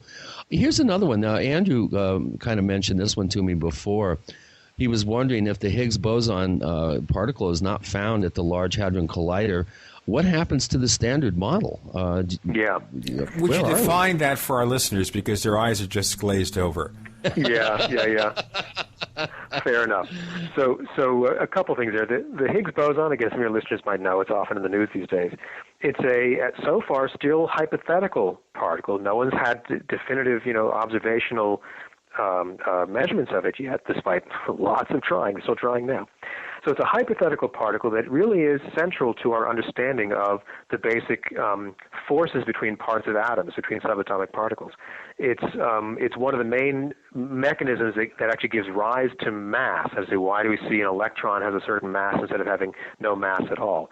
And so it's sort of conceptually it seems to literally hold the whole picture together. It's the only particle from that entire what's called the Standard Model, from our understanding of the basic forces of nature, that has never been seen. Every other piece of that Standard Model by now has been seen. We can, capture them in our labs. We can mess around with them, measure them carefully, build stuff out of them in many cases. And the one missing component, the one piece that we just have never, ever seen directly is this Higgs particle. So if it is not there at all, then you can play the usual game, saying, well, it must be in some different, must have a different mass than we thought, it must lie outside the range, we need a bigger atom smasher. But you can only do that so far, because then other things start becoming, inconsistent. And so you can't play the game too much more. Otherwise, you could say maybe there just is no Higgs particle, and it's kind of back to the drawing board in that case. So that's both exciting because we'll have lots more to do and apply for grants, but that would be a real big, I think the word shock would not be inappropriate. That would be a big, big deal if there just honestly is no Higgs. We've been thinking about this thing and drawing conclusions about what properties it must have since the early 60s. And if it really isn't there 50 years later, that's going to be a big deal. Yeah, that's a big deal, yeah. Well, I've been reading some rather alarmist blogs and articles about people really being in a place of fear about what's going on at CERN. And, you hear things bannered about like, oh, they're going to create a wormhole or they're going to create something that's going to eat the Earth. And, there's a lot of alarmism out there. And do you think that kind of thinking somehow relates to the fact that science has leapt ahead so far away from the common, your average Joe out there? Joe Sixpack is sitting there, watching the news. And do you think that there's a really increasing gap between the ivory towers of science and the average person? And do you think that this somehow can relate to what appears to be a real upsurge in interest in the last couple of decades in areas of in subjects that most scientists just roll their eyes, whether it's all these ghost shows and UFO shows and this interest in more magical, mystical things? Do you think that that's a direct result of this increasing gap between cutting edge science, quantum theory, and just these wonderful leaps ahead that we're doing in terms of our scientific knowledge? Do you think that there's a relation there? It's interesting. I bet there is. I bet there's other things going on, in the mix as well. But I wouldn't discount it. I think you're right, and I certainly agree that this sort of increasing gap between what sort of most people can be expected to know or understand about science and the kind of cutting edge. I think that gap is getting pretty wide, and I think there's also there's since the kind of late '60s, or certainly say the Watergate era, in this country, there's been a lot less inclination to just believe what the experts are telling you, no matter who the experts are. And so I think there's a change in a kind of political culture or maybe a media culture. So it's not only we don't understand that stuff, but, who are you to tell me what I shouldn't even worry about? And I can understand that has something behind it. Just having fancy letters after your name doesn't mean you know everything.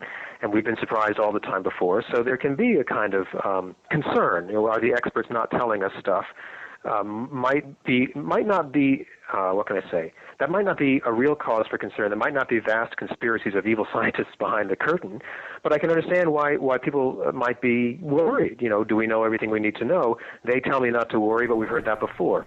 I'll tell you what, we have to do this break. We have David Kaiser. The book is called How the Hippie Saved Physics, Science, Counterculture, and the Quantum Revival. The co-host is Chris O'Brien. I'm Gene Steinberg. You're in the Paracast.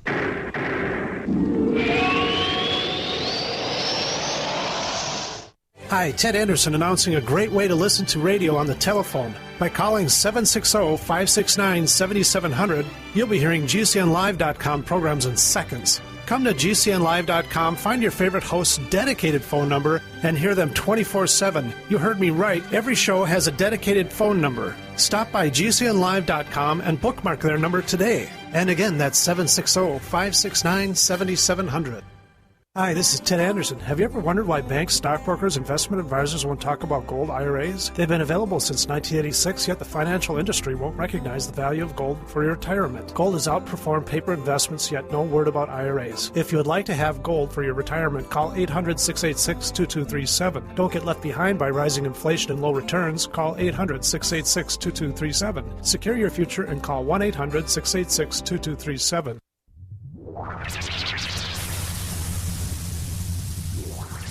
Welcome back to the Paracast, the gold standard of paranormal radio.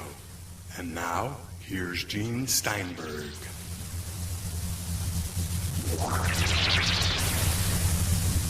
This takes us to the final four of the Paracast. David Kaiser, our guest. I'm Gene. Chris O'Brien's with me. You're in the Paracast.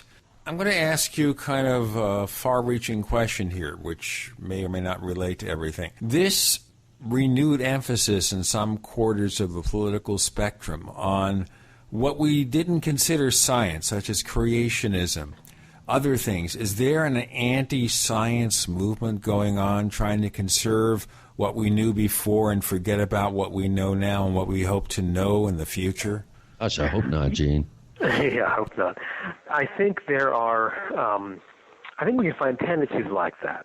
I'm not sure it's so much to sort of keep us from discovering new things.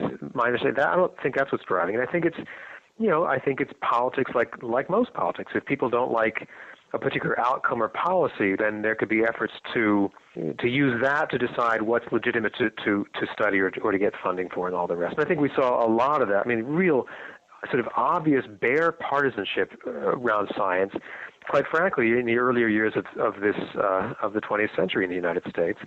And I think independent of one's politics, I think we can all agree there was a lot of political meddling in a way that we maybe hadn't been accustomed to seeing in quite so extreme ways in earlier times.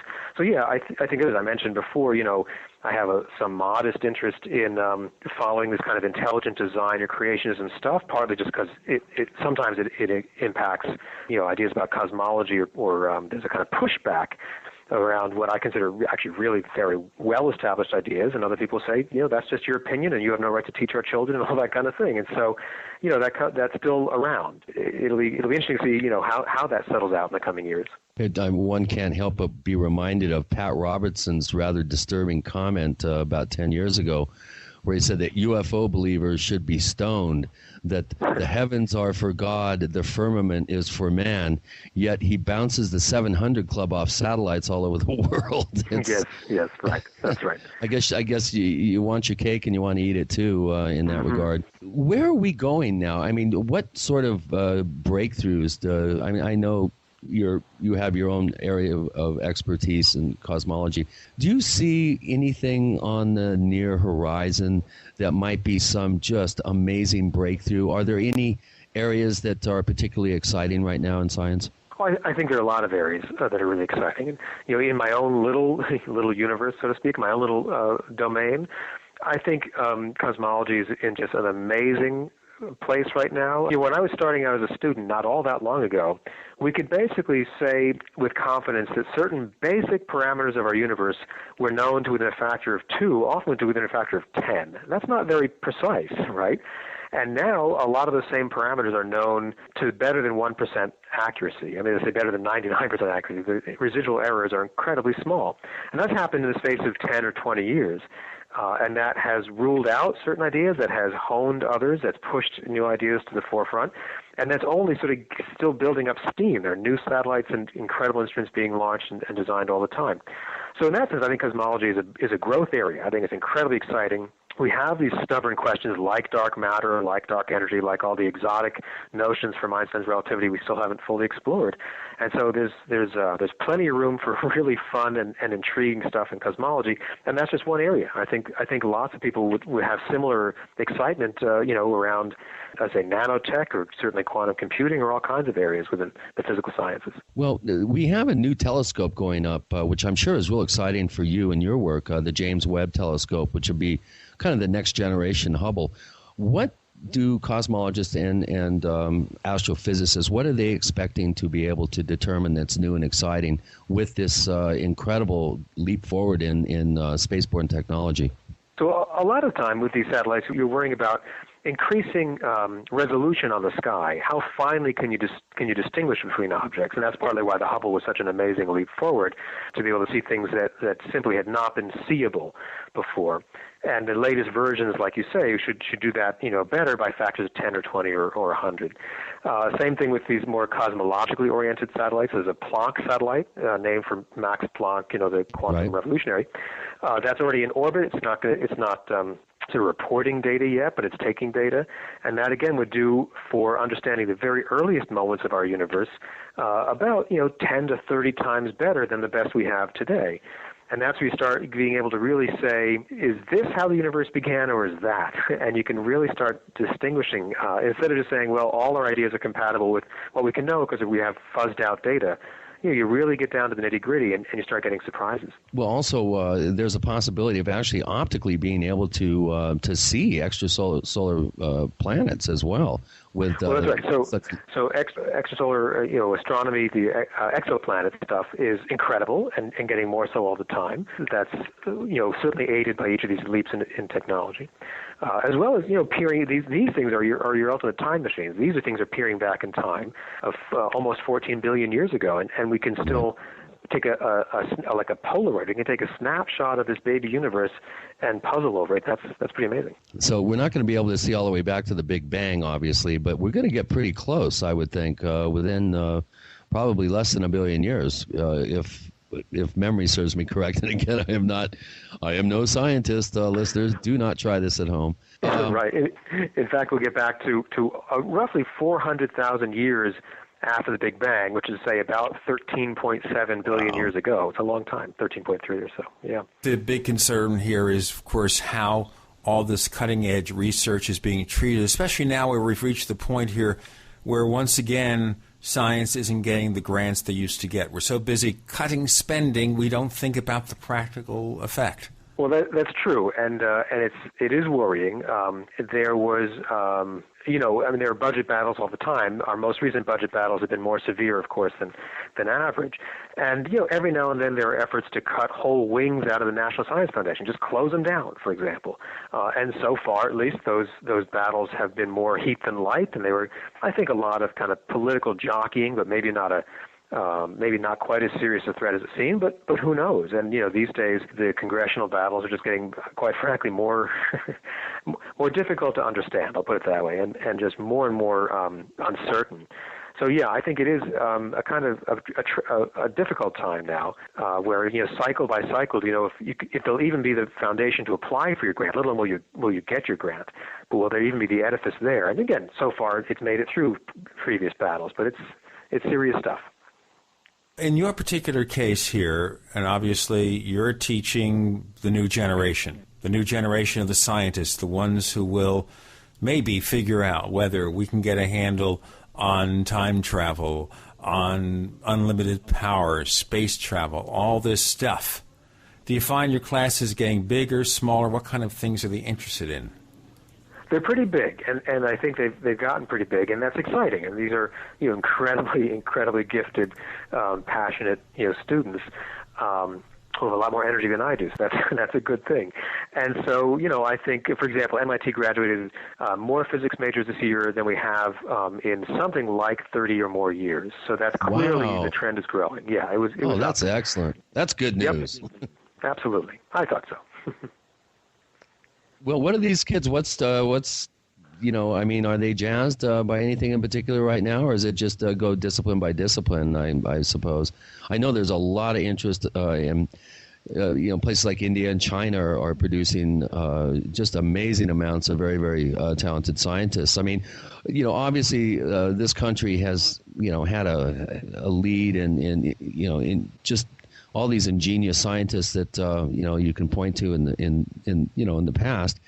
Are we going to be losing our lead in the scientific disciplines because of the increased educational levels of these other countries? Do you think we're falling behind further and further, or are we holding our own? It sounds like there may be some hope for this country. And I think I mentioned on a prior show I was taking some measurements to put a grill on a wall grating, and this 22-year-old kid, high school graduate, I asked him to write down some numbers for me, and I said 33 3/4, and he said, what do you mean 3/4? And I said, well, it's 0.75, and he goes, well, what do you mean? How do you write that?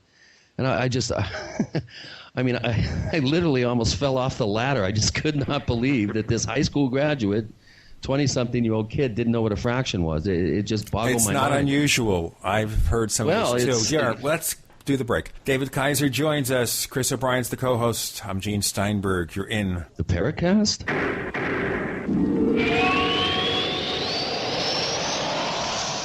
You expect professional service from your doctor, your accountant, and even the girl who takes your morning coffee order. Why not from your domain registrar, too? Namecheap.com provides stellar service with no sneaky upselling. We offer more features and security options for your website than there are ways to order a latte. And new domains come with WhoisGuard to protect your personal info. At Namecheap.com, you can get your domain for as low as $2.99. Now is a great time to get to know Namecheap.com. For 58 years, Fate has provided true reports of the strange and unknown. Fate brings you the latest in all aspects of the paranormal, like angels and miracles, psychic phenomena, ghosts, UFOs, and much, much more. To receive your complimentary Fate magazine, call now at 1-800-728-2730 or visit their website at www.fatemag.com. That's 1-800-728-2730. What are you waiting for? Your fate awaits. When making important financial decisions, you should always know the facts. That's why Midas Resources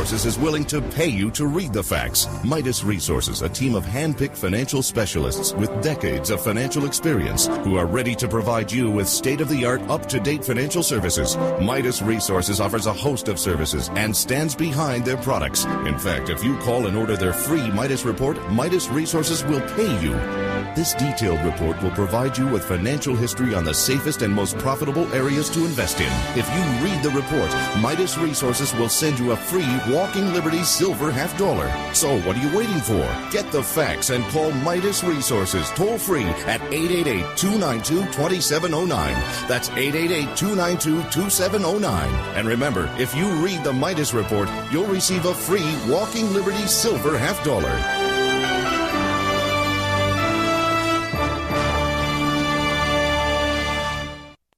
The food storage industry leader has done it again. Introducing FDG Clubs and Survival Bucks from the Freeze Dry Guy. For over 39 years, the Freeze Dry Guy has served various government agencies and the private sector with the finest in storable foods and emergency rations. If you've wanted to build emergency food supplies but couldn't afford it, now you can. Go to freezedryguy.com, click on products, and look for the Freeze Dry Guy Clubs to pay as you go. Now you can build food storage without going into debt. Choose from a payment range of $95 to $450 per month. Our clubs work with everyone's budget. Plus, when you join Freeze Dry Guy Clubs, you'll get additional rewards. For example, this month, get 10% back in Survival Bucks on all purchases in the Freeze Dry Guy product line, plus free shipping within the lower 48 states on any order amount. Hurry, go to freezedryguy.com or call 866-404-3663. That's freezedryguy.com or call 866-404-3663. The Freeze Dry Guy, the best you can buy.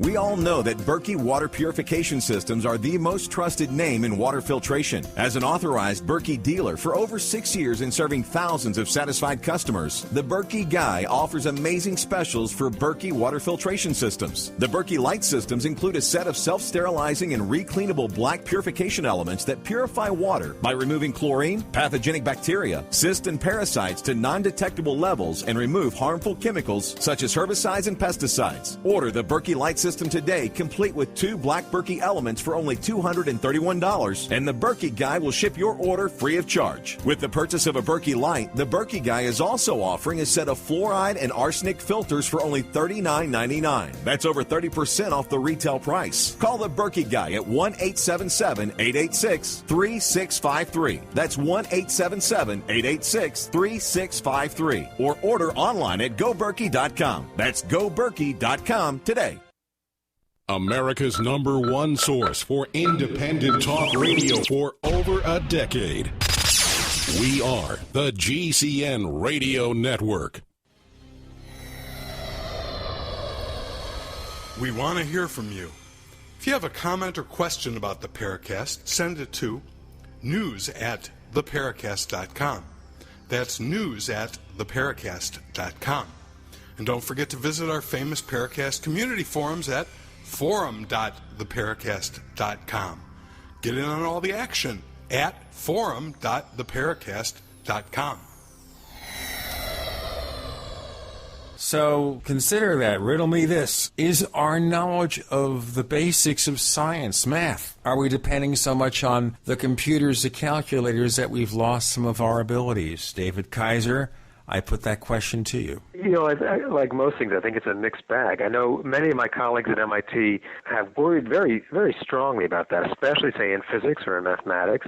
Are students losing a kind of feel, a kind of intuition for the equations or for order of magnitude? You know, if you're not doing a lot of hands-on stuff, if it's all just on a computer screen, do you have the same feel for it? And, you know, I've heard pretty convincing counter-arguments that the computers, can open up so many more things, enable these students to do in 10 minutes what a PhD would have had to spend a month doing before. So, like all things, I think it has the pros and cons. Certainly, it is the case that a lot of these students are such computer wizards in a very powerful, productive way that they can just, I used to joke that, I have almost no programming skills at all, so I just hire, an 18-year-old to do it in 10 minutes. It would take me a semester to figure it out. So certainly there's a great amount of skill and real enthusiasm there that I think is a great good thing. Is that at the cost of, other ways or older ways of engaging with the material? Maybe, but I'm not sure it's a net loss. Maybe it's just different. So we're still holding our own out there in the world with all these, I think, China is graduating. I forget what the figure was. I think twice as many scientists basically than we are. Don't quote me on that one, but I remember reading an article and seeing the figure and just being like aghast that it seems like this country is slowly falling behind. But like you said, you've seen a real upsurge in interest in class sizes and bright kids coming up. So maybe there's hope, or are we still going to continue falling further behind? Well, I think there is hope, and the numbers game is only part of it. What do those numbers represent? And again, there are very, very world-class universities and scientists in China, for example, now training great people. But when you hear these numbers like 400,000 new graduates this year or that year, it takes a little more effort to sort of unpack what's the nature of that training, what are they doing with those skills.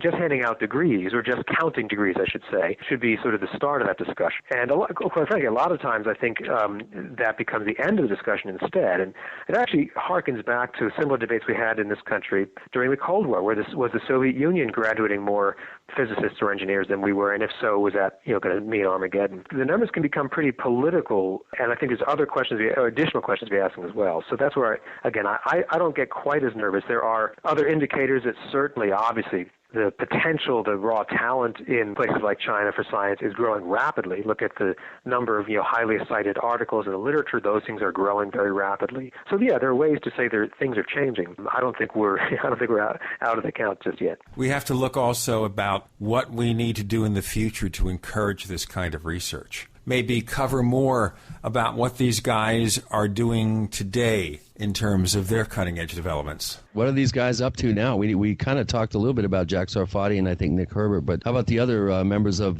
your fun fundamentalist physics group characters? Sure. They've traveled lots of different roads, and so where they went from Berkeley was as sort of revealing to me, as interesting as what brought them there. So some of them have remained in sort of mainstream physics. So Henry Stapp has been a senior staff scientist this whole time at the Lawrence Berkeley National Laboratory. Very well-respected kind of mainstream scientist with broad interests, and he's not afraid to ask uncomfortable questions about quantum theory and consciousness. But, he's had a paying job, and he publishes in the right journals. He has a solid reputation within the field. John Clauser, the experimental physicist who did that very first laboratory test of Bell's theorem back in 1972, he also has done, extremely well in terms of reputation. He just won this prestigious prize last year called the Wolf Prize in physics. He shared it with Anton Zeilinger and Alain Aspect from Paris, and that's often seen as a kind of, one step shy of the Nobel Prize, and really amazing, and I'd say very well-deserved recognition. On the other hand, he's never had a regular sort of academic position in physics his whole time. To this day, he runs a very sophisticated laboratory out of his garage, and he's able to get research funding grants from National Institutes of Health, for example, to do medical imaging. He's gotten patents, and he's a brilliant guy. He's incredibly productive, but he's had to make his own way. Others still survive mostly or flourish on sort of private donations. I always joke that they're like Galileo in the Renaissance. Like the de Medicis will pay them. They'll have their very wealthy, generous patrons. They'll do their work, and it'll be on someone else's dime. And that sort of private patronage model has worked for some of these folks for a long time. And others became best-selling authors. They were able to live off their kind of royalties from the books that allowed them to keep these other flames going, keep the torch alive. And so certainly Fritjof Capra, has been, I think, the most successful as an author of this group. He followed up the success of the Tao of Physics with a series of other books. He's still writing, he's still active, and I think some of those books became so wildly successful that, commercially, that he was in a safe spot. And Fred Alan Wolf and Nick Herbert have also been able to basically stay afloat or more so, largely on the basis of their writing. And then a few others became entrepreneurs. They started their own consulting companies. One of the founders of the group, George Weissman, actually began an import company for Tibetan herbal remedies for a while, that kind of thing. So they've been creative in other directions. Yeah, brain tea. Yeah. Yeah, we all need some brain tea. Hey, that's an interesting question there about cutting-edge science. One of the things we're looking at are some ways to enhance our memory, and not just to deal with Alzheimer's or stuff like that, but enhance our memory, kind of make the gray matter more functional. Some people say we use only 10% of our brain power now. There was a movie out called Limitless where Bradley Cooper plays this character that he takes this injection and suddenly he's using 100% of his brain power. So is that real? I don't know, but if it is, I'd like to know where to get some. It sounds like the new Me too. Planet of the Apes movie as well might be pretty similar in its premise, at least. That's all about trying to deal with Alzheimer's, and a scientist tested on the ape, and that's the wrong thing to do. Because the ape is played by Andy Serkis, who, of course, is known as Golem in Lord of the Rings. It really is. He was the performance artist who actually created the first ape. Oh, interesting. Well, how about Cowboys and Aliens? Have you seen that yet, Gene or David? I haven't. I saw the preview only. It looked like fun, but I haven't seen it. It's interesting. Andrew pointed out to me that if you kind of take an equation from what we consider to be the time period between now, the Big Bang and now, that some of the earliest planets, suns, solar systems, have had about 9 billion years to get smart and to develop advanced spacefaring technology. Well, now he's saying no. Here, why don't you say it? Okay, so the universe is... Hi, everybody. The universe is 13.7 billion years old, give or take. We now know that the earliest stars started to shine a fraction of a billion years after the bang, about 360 million, I think it was. David would know for sure. It took us as Homo sapiens about 4 billion years to get smart from zero. And so you put it all together with the age of the universe, you could say that the oldest smart civilization that we could envisage would be about 9 billion years old. And that's quite an interesting number if you're interested in UFOs and that sort of thing, is it not? In a sense that would be enough of a time to sort of get here and back or something like that? Or to, I don't know, totally manipulate entire galaxies. Who knows the level of technology that you could develop in that amount of time. I think Michio Kaku came up with a rating system of sophistication and ability to, I guess, impact their reality. And we'll go into the rating system and the reality. David Kaiser joins us. Chris O'Brien's the co-host. I'm Gene Steinberg. You're in the Paracast.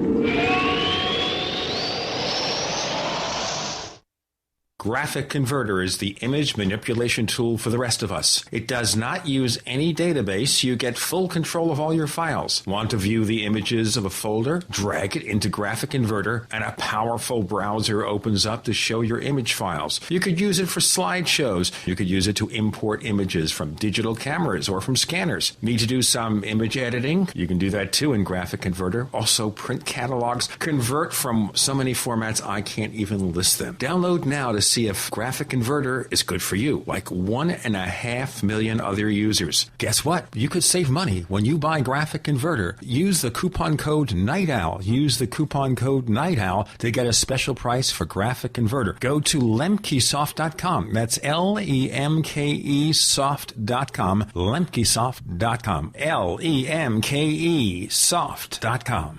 Attention gardeners, this is an urgent GCN self-reliance update. GCN has just discovered a new bioactive superfood for garden plants, flowers, and herbs. It's called ProtoGrow, and it's so effective at producing rapid plant growth that it seems to almost force plants to grow like crazy under practically any soil and light conditions. Now, here's the best part for our listeners who garden for self-reliance. ProtoGrow's unique blend of C nutrients maximizes mineral uptake and dramatically increases bloom set, creating maximum plant growth in minimum time. ProtoGrow works by providing geometric keys which have the capacity to to actually unlock the genetic code for nutritional uptake in plants. ProtoGrow's full-spectrum plant fertility means fruits and vegetables with extraordinary taste and up to 10 times the nutritional value. And if you want to double or triple the potency of herbs or wheatgrass, you can. If you want to grow nutritionalized superfoods with non-hybrids, it's now easy. GCN listeners who want to grow dirt cheap superfoods should visit the ProtoGrow website at growlikecrazy.com. That's www.growlikecrazy.com or call 877-327-0365. That's 877-327-0365.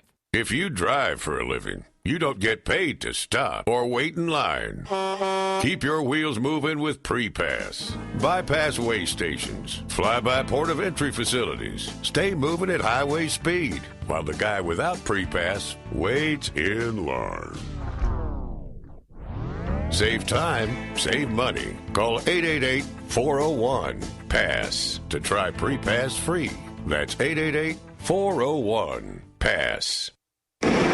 Hi, I'm Mark Craighead, founder of Crossbreed Holsters. I designed our top-selling holster, the Super Tuck Deluxe, to solve the problems of being poked, pinched, and gouged while carrying concealed. The Super Tuck Deluxe is the most comfortable, most concealable holster on the market today. We offer a 2-week free trial and a lifetime warranty. Visit us at crossbreedholsters.com. Don't forget, crossbreedholsters.com. You know that drinking pure, high-alkaline water is one of the most important factors in maintaining high energy and vibrant health, and most experts agree that the water you drink should be at a pH level of 8 or higher.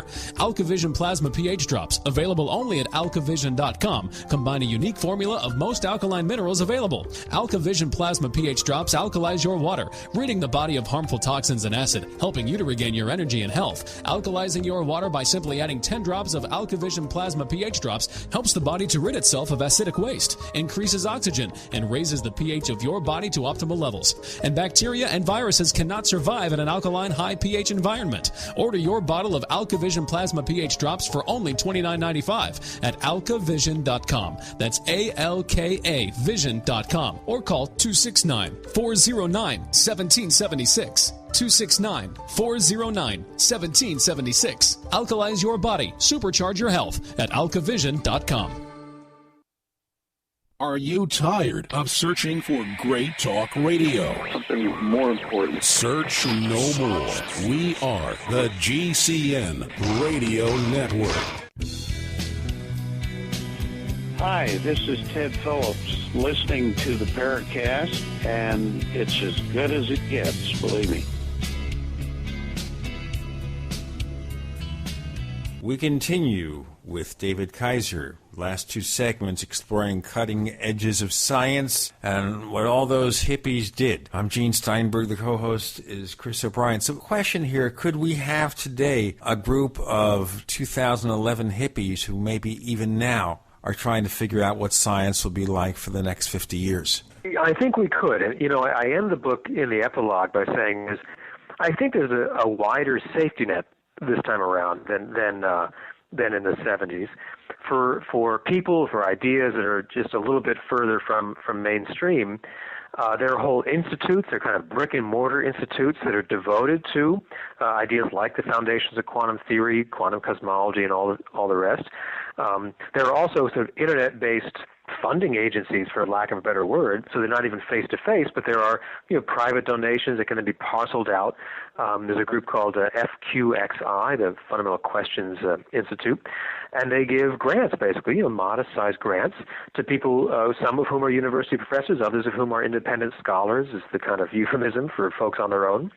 And there's a way to get that stuff, to keep the people asking the questions, to make sure they're not really kind of lost, and also, of course, in the internet age, to get the stuff to circulate. So a lot of garbage can circulate on the internet. There's no way to stop that, but it's not impossible to get ideas circulating and bouncing off other folks and interacting there too. So I think there is room for groups like the one I wrote about these days, and they might not be quite as have quite as hard a time with it, quite frankly. Getting resources, getting the word out, meeting up, even if only in cyberspace, with like-minded folks. And so, I think there's I think that continues. Andrew has a question here. Hold on. Yeah, there's been a recent paper. I wanted you to comment on it, if you possibly could, on the fundamentals of quantum mechanics. And please excuse me, I cannot remember the full names of the authors, but there's a Stephanie X, very attractive young lady from Australia, I think it is, and a chap from Cambridge, again, whose name I don't remember. And the title of the paper is something like Non-Locality and Quantum Uncertainty. And essentially, they found a very deep connection. This was published only in the last 3 to 6 months on Archive. Whether it will make it to FISREV-D letters or something, I don't know. But it was called Non-Locality and Quantum Uncertainty, relating non-locality to Heisenberg's uncertainty. It's a very deep result, which seems to have been well received. I wonder if you would comment on it. Do you think it's pushed the field of understanding the roots of quantum mechanics further forward for us, if you're familiar with it? Well, unfortunately, I don't know this paper in particular, so I can't say either way. But it's certainly an example of this notion that there are now lots and lots of people all over the world who are, concerned, as members of this group that I write about were concerned in the past, with the sort of deep structure, the deep foundations of quantum theory. And nowadays, one can get those papers published more readily. They can circulate pretty easily. So I don't know this particular one, but it's an example of that kind of activity that really has a kind of foothold back at the table again. It's no longer kind of laughed out of court as an activity, Yeah, it almost sounds like we're getting to a point where we're starting to see unification of theories that tend to be almost like we're reweaving the strands of the rope, and we're starting to really get closer to some fundamental science at the core, the connecting point between a lot of these questions. And just the whole idea of the CERN project and the Large Hadron Collider and the success that they've had, I think now they're going to go up to full power, if I'm not mistaken. In about a year. Any ideas of what we could expect from a full power test and colliding particles at CERN? Well, so again, one is certainly to be hoped for is really definitive evidence, if it's to be had, for this Higgs boson, what we talked about before. This one sort of missing character, one central but yet as yet unseen piece of the puzzle in how matter holds together, so-called, yes. So that is, I'd say, a pretty likely to be hoped for development. And then, all kinds of things. So it could be there are reasons to suspect that one might be able to catch real evidence for extra dimensions through exotic ways that particles would behave, momenta would be measured, and so on in these exotic interactions. So all of a sudden, the LHC it's a long shot, but it's not impossible, could be telling us about the most basic structure of space-time, even beyond the sort of little particles that dance around within it. Or in an exciting but maybe a little bit more mundane way, it could hopefully be finding candidates for this dark matter stuff, particles of the sort we've never seen before, perhaps because we never were looking at the right energy scale until we're able to now, or signs for other kind of exotic symmetries or notions about what governs these subatomic forces that have so far really only been hypothesized, and there's been no solid evidence really either way for decades. And so a lot of people are excited, saying no matter what we find, it'll be new, it'll be beyond what we already know, and a lot of them hopefully could be very very loaded pointers. They could say it's really this road and not the other one for moving forward. In every era that we study science, we kind of think we've got it pretty well under control now. We know kind of what's going on with the universe, and then 50 years later, they seem like a bunch of Neanderthals. We find out that every piece of Gene, but pardon? Maybe Homo sapien, not without the sapien. Man, the wise, the wiser. The point being that we all tend to think that we have a handle on what's happening in science, and then we find something else that shows, hey, we barely knew what was going on. So do you think there's a point where we could ever know all that there is to know? It's kind of a simplistic question, but one that people do ask. And I think the answer is no, and I think for the reason you were saying before. I think you're right, that we have been, I would say, surprised and maybe humbled. Maybe we haven't been humbled enough given what we should have been. time, like you say, time and time again. You don't have to go back all that far. So it's not only that we find out we were sort of wrong about something we deeply believed and dearly held, but that most of what we were worried about was sort of becomes irrelevant. I mean, it's not neither right nor wrong so much as the wrong question to be asking. It's that kind of upheaval that really does happen. It happens every few decades, if not centuries, that kind of scale at the very least. And, on the one hand, that's incredibly exciting. On the other hand, you say, well, what are we worrying about so deeply now that might turn out to be a non-problem? Not that we'll solve it. It just won't even be a problem anymore when seen from the vantage point of some new later set of ideas. So, yeah, I mean, it's, I wouldn't want to be the one saying, we've got it. We're done. I don't think that was ever going to be a winning position. That reminds me of the head of the U.S. Patent Office in the late 1890s, and the famous quote that everything that can be invented has been invented. So, I always wondered about the 6,000 patents that Apple and some other companies just bought because they were newly invented. But I won't get into the situation here whether patents are being granted for trivial inventions or such broad-based inventions that, of course, anybody is in violation. That gets to be almost ridiculous. Mm-hmm. But, let's go back, since we mentioned Einstein. And now a lot of people looking to go beyond Einstein, and maybe he says, yeah, of course, the speed of light is supposedly the maximum, but we can find tricks around that. So after all these years, how good was Einstein's vision? Well, I'd say it was awfully good. And so Einstein, it turns out, was human. He was wrong a lot of the time, like every other human ever has been. And I don't think that's a great fault of his to have to admit that. On the other hand, just about a century later, or really, coming up on a century since general relativity, well over a century since special relativity, coming up on a century in quantum theory. I mean, we're still living in many ways in Einstein's world, and we still think about things largely in ways that he had encouraged or taught us to. And there aren't many other people for whom we can say that. That's an amazing accomplishment. We've been able to find things in his ideas that he hadn't even anticipated, but that the structure, the fabric was there, and it's led us to discover even new things that were kind of latent. And it's he wasn't right about every last thing. No one is, but what he gave us has been well worth it. It's been an astonishing picture, and I think actually a very exciting one. So much to learn, so little time. David Kaiser's our guest. Chris O'Brien's the co-host. I'm Gene Steinberg. You're in the Paracast.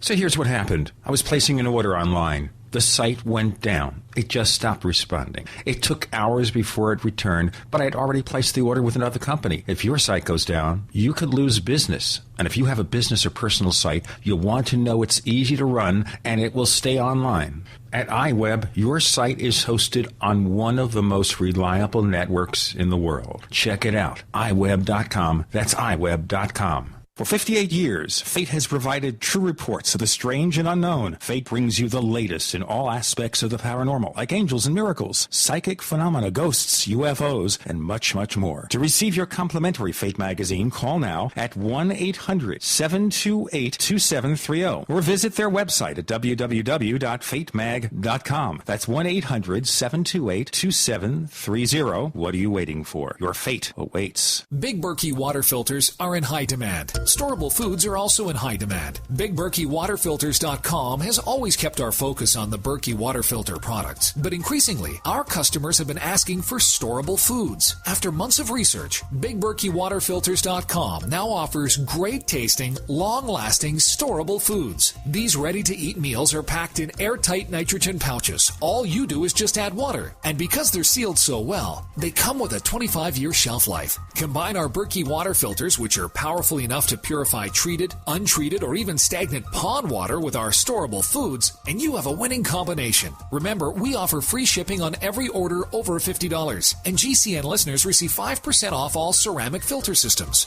Visit BigBerkeyWaterFilters.com or call 877-99-BERKEY. That's BigBerkeyWaterFilters.com or call 877-99-BERKEY today. Congratulations to our friends at eFoodsDirect.com. In August, they celebrate 30 years in the long-term storable food business. To celebrate, eFoodsDirect.com is offering the lowest price ever on their one-year Freedom Food Supply, even less than the price in 1981. For a limited time, you get 30% off a one-year Freedom Supply, which provides 3 hearty meals per day for one adult. The Freedom Supply includes a large variety of fruits and vegetables, dairy, legumes, grains, sprouting seeds, and more. Plus, you get a generous supply of their quick fix meals. This is the most complete, extensive, and affordable unit they have ever offered. Call 800-409-5633 or go to efoodsdirect.com/Alex and get 30% off a one-year food supply. If you have ever considered getting a supply, now is the time. Call 800-409-5633. That's 800-409-5633 or efoodsdirect.com/Alex. Fight back this cold and flu season with the world's best garlic extract, Ali C. Why Ali C? Because it helps your body fight viruses, bacteria, and fungi. Ali C has been scientifically proven in double-blind studies using low doses to greatly reduce the number, severity, and duration of common colds. Ali C contains 300 milligrams of stabilized allicin, the active ingredient in crushed garlic. Studies show Ali C is effective against MRSA, bacterial, fungal, and viral infections. One tablet of Ali C has the equivalent of 40 cloves of garlic. Ali C supports your body's resistance to all types of conditions and can help lower high blood pressure and high cholesterol. So boost your body's resistance to infection with nature's best garlic extract, Ali C. For more information and to order Ali C, call 877-888-7126 or go to garlichealthproducts.com. That's 1-877-888-7126 or go to garlichealthproducts.com for your Ali C today. The GCN Radio Network, providing the world with hard-hitting talk radio. GCN. Great talk radio starts here.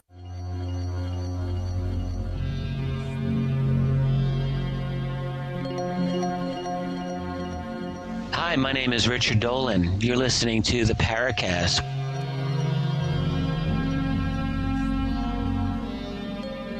We're back. One more session with David Kaiser. I'm Gene Steinberg. The co-host is Chris O'Brien. Chris, does your friend have any more questions? Yeah, Andrew. David, I think there's a sort of a paradigm that's rather a bit meta about physics. You know, is physics fashion? By that I mean this. If you really widen it out to extra dimensions found by the LHC. If you say that I have something that's even deeper than Emmy-Noether's symmetry theorem, which says that for every conservation law there's a corresponding symmetry principle, an absolutely fundamentally deep thing to say about the universe. Somebody comes along next week and says, well, I can actually go deeper than Emmy-Noether and say something much more fundamental than that, you know, which sort of like undercuts what we call the fundamentals and goes even deeper and sets out a substrate upon which a lot more things can be understood. It renders Newton even more archaic. It renders Einstein passé and so forth. It seems to me that we do have this sort of fashionable aspect of physics, which, you know, is our current, the zeitgeist of general relativity and quantum mechanics. Do you really think that zeitgeist has got any sense of true permanence in a large sense? Fast forward 500 years and look at the exponential rate of the increase of knowledge. Do we really believe that QM and GR will be around as paradigms in, say, 500 years, do you? Well, it's a great question, and I think the answer is no, but that's not a reason for despair, at least as I see it. In the sense that, you know, we still teach our students Newton's mechanics, right? That's, you know, not 500 years since Newton, but several hundred. And so we no longer think the universe runs exactly as Newton had taught us, but the way of analyzing things we can observe that Newton had bequeathed is still unbelievably helpful and powerful, and our newer ideas have to, you know, kind of incorporate those results even as they move beyond them. And I think that is likely to be what's going to happen with both quantum mechanics and general relativity. I don't think either of them is necessarily the final word, certainly general relativity. There are all kinds of reasons from within the structure of general relativity to say this probably isn't everything, right? This might be pointing to where it itself might break down.